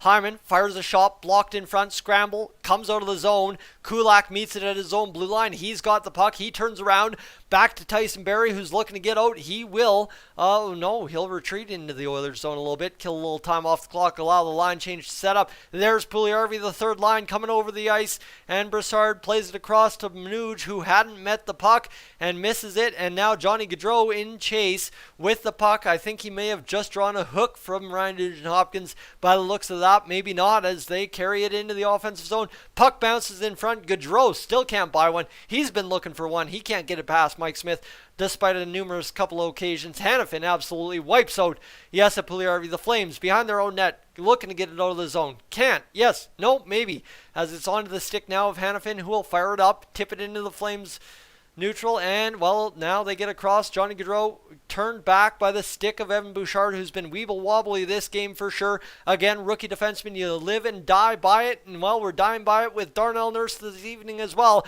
Evander Kane chips it ahead. Connor McDavid going speed mode. Turns it back to Kane, who overskates the puck. The Flames back the other way, tip it into the Oilers zone. On to Mike Smith's tape. Smith chips it ahead to his option there, and now in for soup goes McDavid, who's taken out. How about Yamamoto, who's tied up? 12:06 to go. They're real letting him play now, and this one comes to the point. Overplayed by Darnell Nurse. Back the other way come the Calgary Flames. Shot, save. Mike Smith with the glove. Didn't get the last one. Gets that one. And we've got a frozen puck with just over 12 minutes to go in the third period. This one sideways in the third period for the Oilers. And what a hit by Noah Hanifin to absolutely torque Jesse Puljujärvi there. Commercial time, by the way, if I'm being honest. Let's take a break and see where we're sitting. All right, well, we're sitting at 22 views. That's not a bad thing. And I just actually heard the game for the first time all night. That's really weird. Anyway, the stream up over 695 views. Again, thank you for everybody who has tuned in and continues to tune in. My plea to you is, if you are feeling like subscribing, do not subscribe for future Edmonton Oilers live streams. Do not waste your time. Next weekend is what matters. Next weekend is what I want you to subscribe for. Hit the subscribe button if you're looking to watch, right? You think I'm doing an all right job calling a hockey game I'm watching on TV that's happening an hour and a half down the road from me? All right, good enough for me. That's great. Thank you for the support. But I want you to come tune in right here on Dolynny TV next weekend, as I'll be calling U18 Female B Hockey Provincials for Hockey Alberta up in Cold Lake this next weekend. All 8 games that I'll be broadcasting exclusively found here on Dolynny TV. I have one rink. Cold Lake Ice TV has the other, and away we go with calling some hockey games up in Cold Lake to decide the U18 Female B Provincial Champion for the year 2022. My friends, I look forward to it. Please subscribe and join me for that next weekend, because it's going to be an absolute ball. Great female hockey on Dolynny TV next weekend. Anyway, let's get to it as the Oilers, Flames, back in action at the Saddledome. Here's Connor McDavid. Dropping it for Evander Kane. He's turned over. He gets Eric Branson a couple of shots. Didn't see that on the TV, did you? And then Branson gives him an elbow to the chops for good measure, and away back the other way came the Oilers. 30-30. The shots on goal, 11:56 to go in the third period. The Oilers lose the face-off. The Flames control at the far side point. They go to the wall. They fire the shot. It's blocked around, and Zach Kassian, who could be a real turner in this game, gets it up to Tyson Barrie, who's chipping and charging into the Flame zone. Gabranson behind his own net has the puck. Warren Fogle behind the net. He's looking to turn that puck over. He does. 2 Flames meet him. He's still got them battling. Kassian getting in on the attack. Throws a hit. There we go. Into the boards. Fogle gets it going, and now the Flames come up with it at long last and flip it high into the Oilers zone. And Brett Kulak, who's seen a lot of ice time tonight, fires it in off a stick, and now out to play it. Jacob Markstrom to Noah Hannafin. Goes across to his partner Rasmus Anderson, and out of the zone come the Flames. Into the Oilers' end. In on the attack. Backlund looking for the tip. Can't get it going, and Mike Smith will swallow that one up as it dribbled into the crease. 11:06 to go in the third period. Ay. What a hockey game. Now's as good as time as any to tell you that tonight's live stream once again is presented by LoudMedia.ca, your home for all up-to-date news on Canadian rock music. Ladies and gentlemen, we've got just over half a period to play in this hockey game as Duncan Keith meets that in the far side corner in his own zone. It goes around the boards, denied. Keith comes back up with it, denied once again. Now Backlund has it in the near side corner of the Oilers zone. Bouchard has it. Couple of bobbling pucks. It's okay. How about that? It's on the stick of Zach Hyman, who chips and charges into the zone. Markstrom, though, active stick, out to play it, gets it going to his own defenseman, and now the Flames will fire it off the glass into the Oilers' end. Keith plays it ahead. Hyman giving chase again. That will be an icing call, and Evander Kane had just hopped over the ice looking to support Zach Hyman. 10:26 to go in this third period. This one ain't looking good, but what do you do? What do you do? It'll all be fine. All right. Whoo! We've got ourselves a hockey game. That's for sure. 10:26 to go in the third period. Connor McDavid draws in for the face-off in his own zone. It's tied up, and who's getting booted? Ain't nobody getting booted because the linesman didn't drop the puck. Drop the puck, ref, let's go! Connor McDavid wins the face-off, and Bouchard gets it across to Keith. Keith will chip it off and into the Flames zone, and my goodness, this one just keeps getting uglier by the minute as the Oilers take yet another icing call. And with 10:17, Connor McDavid will redo it in his own zone. And for once, Connor McDavid's got more scruff on his face than I do. That's a weird omen. Maybe that's why we're losing tonight. Guy shaved the playoff beard one day too early. Who knows?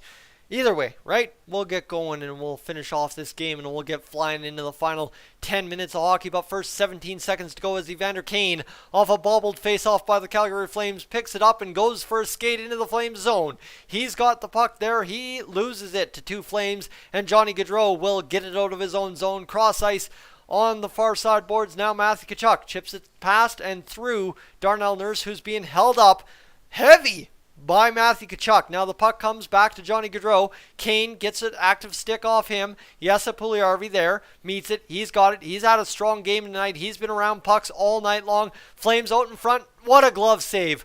What a huge glove save. And now Mike Smith getting into it with a Flame. It's Matthew Tkachuk and Mike Smith going at it.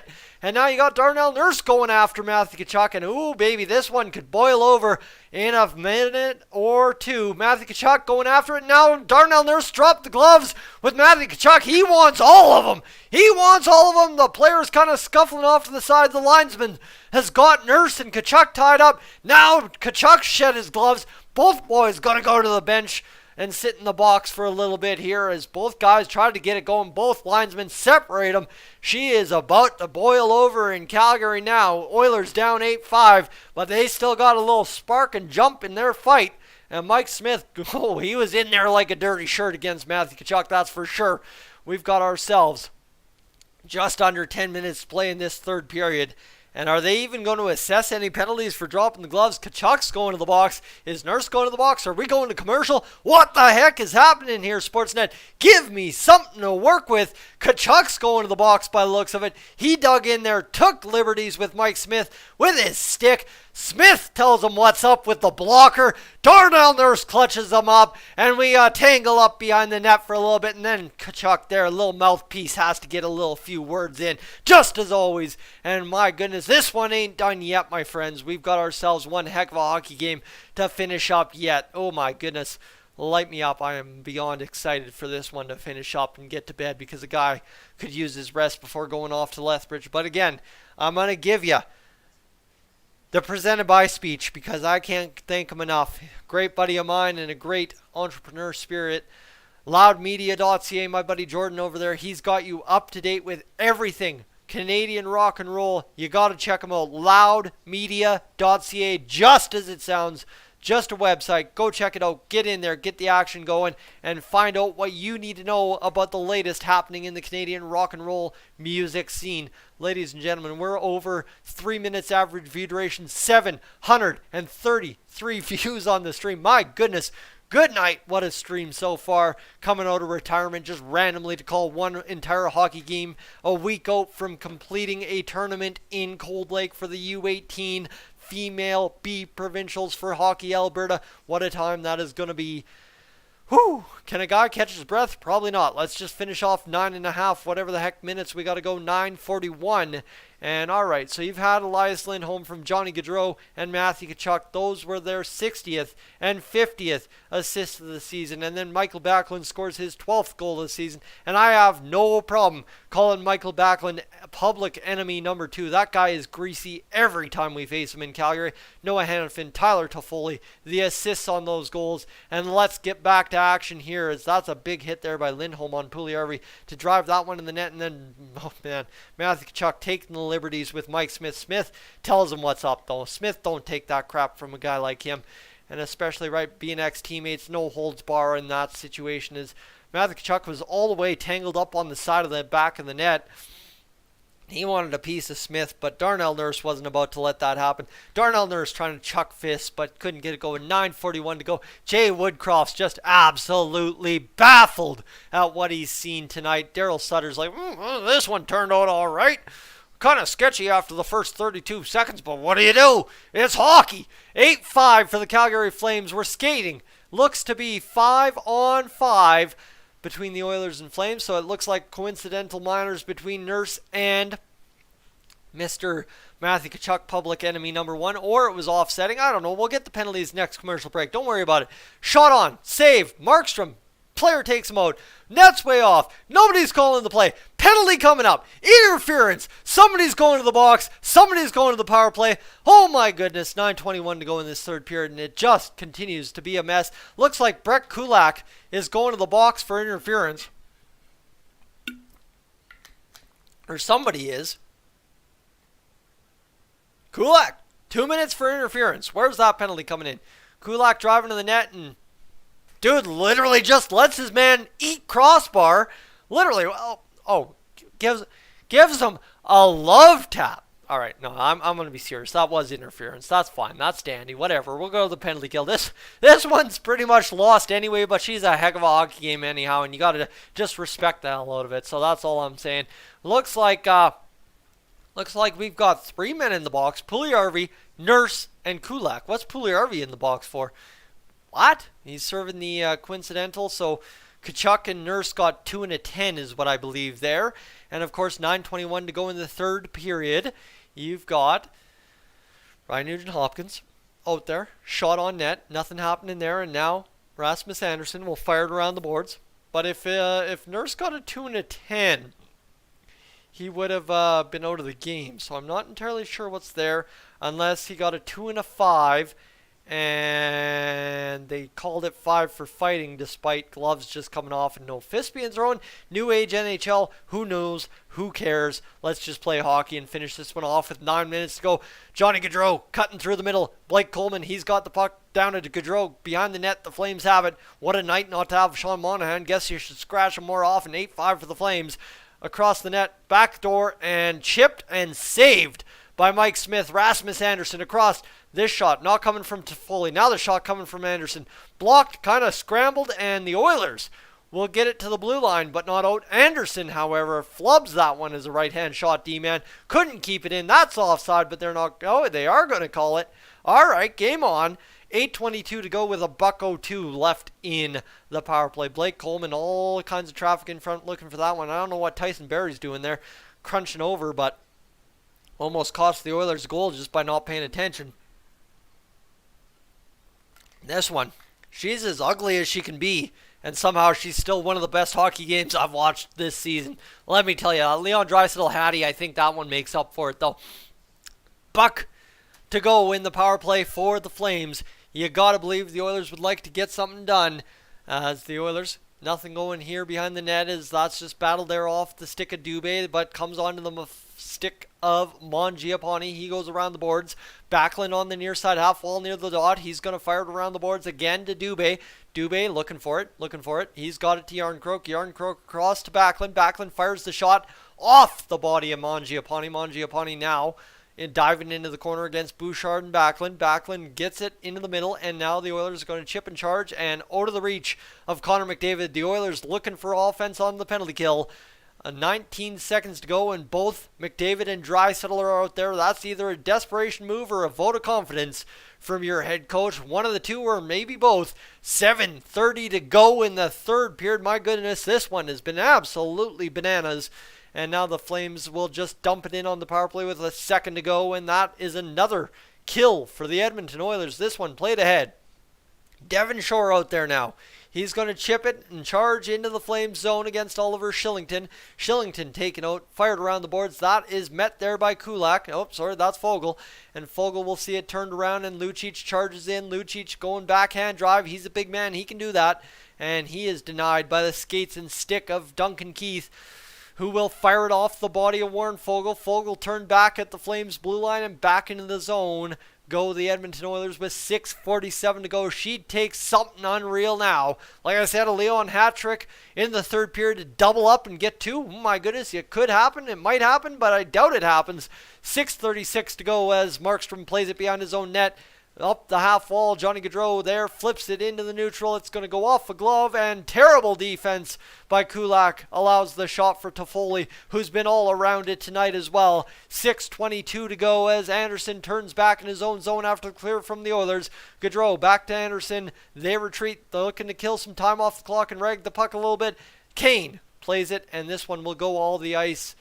And how about an icing against the Calgary Flames? Now's your chance to load up, get the Oilers going, get that 8-6 goal, and then try and just grease it. Just grease it. That's all you got to do.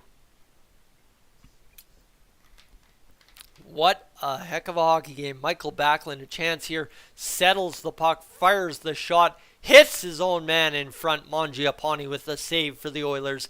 And then this one here, the battle off of Kulak and Mike Smith, comes up with the save. 33 shots on goal for the Flames now. They have absolutely handed it to the Oilers since the first period shot differential. And, well, the score clock, she reflects that.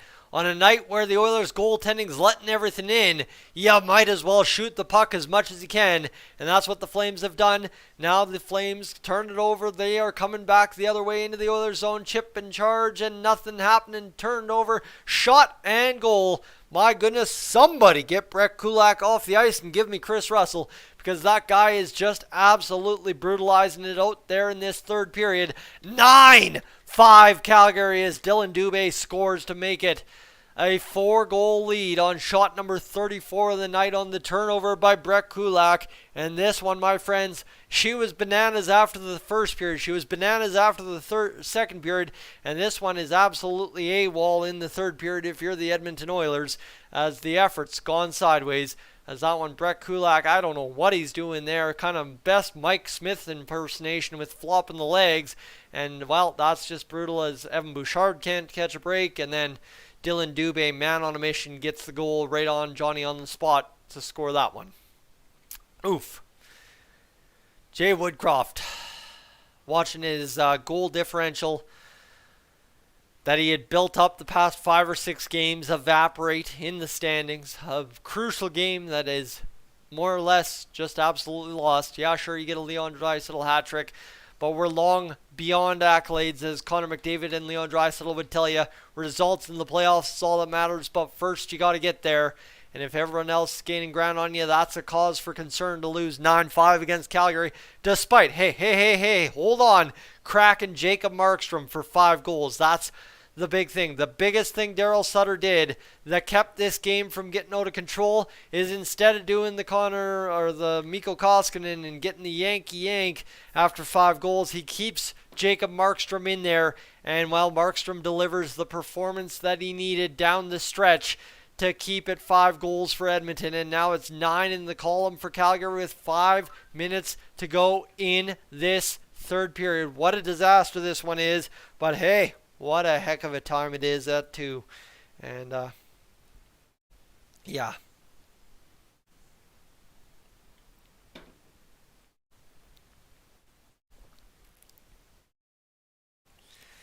Whew. Wow. All right. Let's take a second to debrief the live stream here. How about 791 views on the stream? Not a bad go on a Saturday night, that's for sure. I'm rocking a 303 average view duration. Hey, what do you say? That's all right with me. And let's go see what we got on Twitter. Absolutely, Twitter should be killing the Oilers right now. Wow. What a night.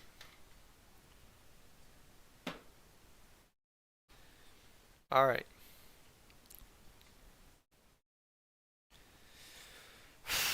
Wow. Okay.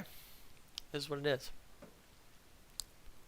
9-5 for the Flames. Absolutely dummied. Absolutely dummied.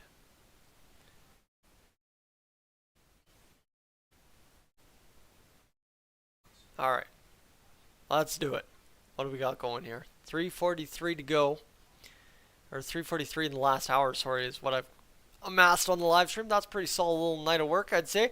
Third period, she's been a disaster. That's about all you can say for the Oilers. Disaster. 3 goals for the Flames, and they have just run away with this one with 5 minutes to go in the third period, is what it is.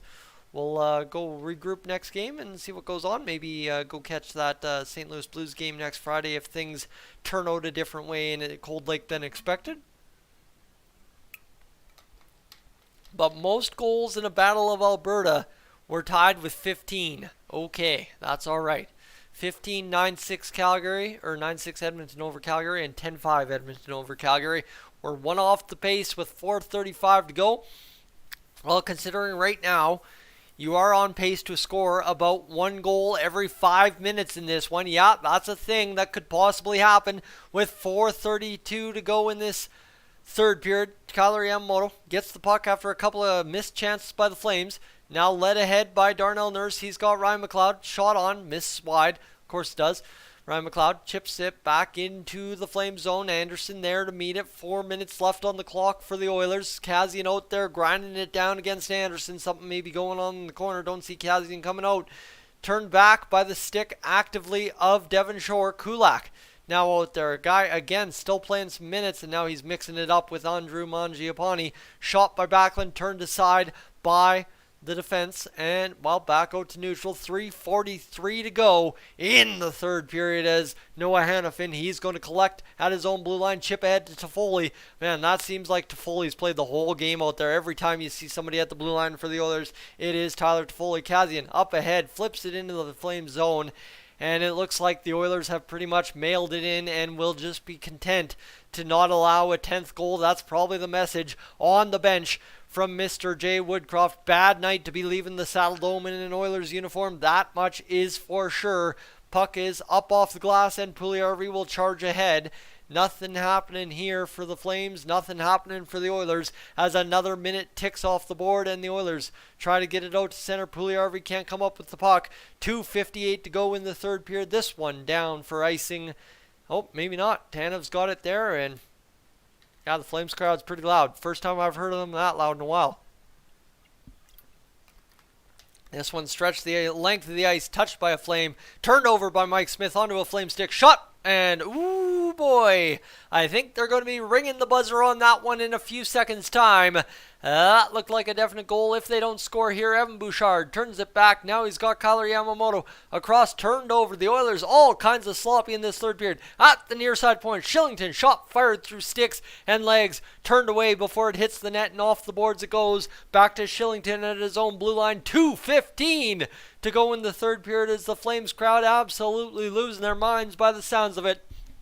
Yeah, I'd say you put a 9-piece up on Edmonton, that's going to happen. As now, back the other way, Cody Ceci in his own zone. He's going to turn the puck up forward. Under 2 minutes to go in this third period for the Edmonton Oilers in a game that just got away start to finish. $1:50 to go in this third period. Mike Smith will play it across to his D-man now up ahead. And Zach Kazian's got it, getting rewarded for what? I'm not entirely sure, but he's out there again late in this third period. Maybe to stir it up with somebody, maybe to meet it up with Matthew Tkachuk. I don't know. Who knows? Who cares? We got $1:30 to go in the third period. Shot in from Barrie. Shot goes wide. Kazian can't tip it. Draisaitl in on the attack. Can't keep it in the zone. Gaudreau, a nice chip. And here's Toffoli. Once again, shot. Beats Barrie, but doesn't beat Barrie. And, well, a good little second effort. 72 shot attempts for the Calgary Flames tonight. Just absolutely bleeding chances are the Edmonton Oilers with $1:07 to go in the third period. Let's finish this one off strong. Maybe pot one. How's the shot there? Backlund denied by Mike Smith. Back to the point. Gabranson shot fired, deflected into the corner, into the boards, onto the sidewall. And taken down is somebody by Darnell Nurse. And now all kinds of wrapped up. Here's back the other way. A little bit of interference going there. That's not going to mind Zach Hyman, who gets absolutely leveled from behind. Still tied up. Nope, no more. Backlund shot fired. Nothing happening there. And now back the other way comes Devon Shore, Zach Hyman, and Warren Fogle. Fogle off a defenseman. Shot fired off the side of the net. 28 seconds to go. My friends, we're almost done. We're almost out of here. The Flames almost walking away with a 4-goal, 9-goal victory against the Edmonton Oilers. 18 seconds to go. Flames fans are on their feet at the Saddle Dome. A bad night to be an Oilers fan as this puck goes the length of the ice. The Flames, I can't even make words anymore. I'm stumbling and fumbling and not a good time. 3-2-1, and that, my friends, will do it in Calgary. The Flames fans, yeah, they are the star of the show to end this one. The Flames, 9 goals, absolutely light up the Oilers' goaltending. 5 goals for the Oilers on Markstrom. Hey, that ain't a bad showing. But, my friends, as always, I'm Tyson, this is Dolynny TV. A moment to you, please. 3 hours of my time has not been wasted for you not to come back and check out what I have in store for you next weekend up in Cold Lake at U18 Female B Provincials for Hockey Alberta for the year 2022. That said, secondary to everything, LoudMedia.ca. Check them out, give them a ring, and let's get going for the Canadian rock music scene up here in our great country. Ladies and gentlemen, I'm Tyson. This is Dolynny TV. Up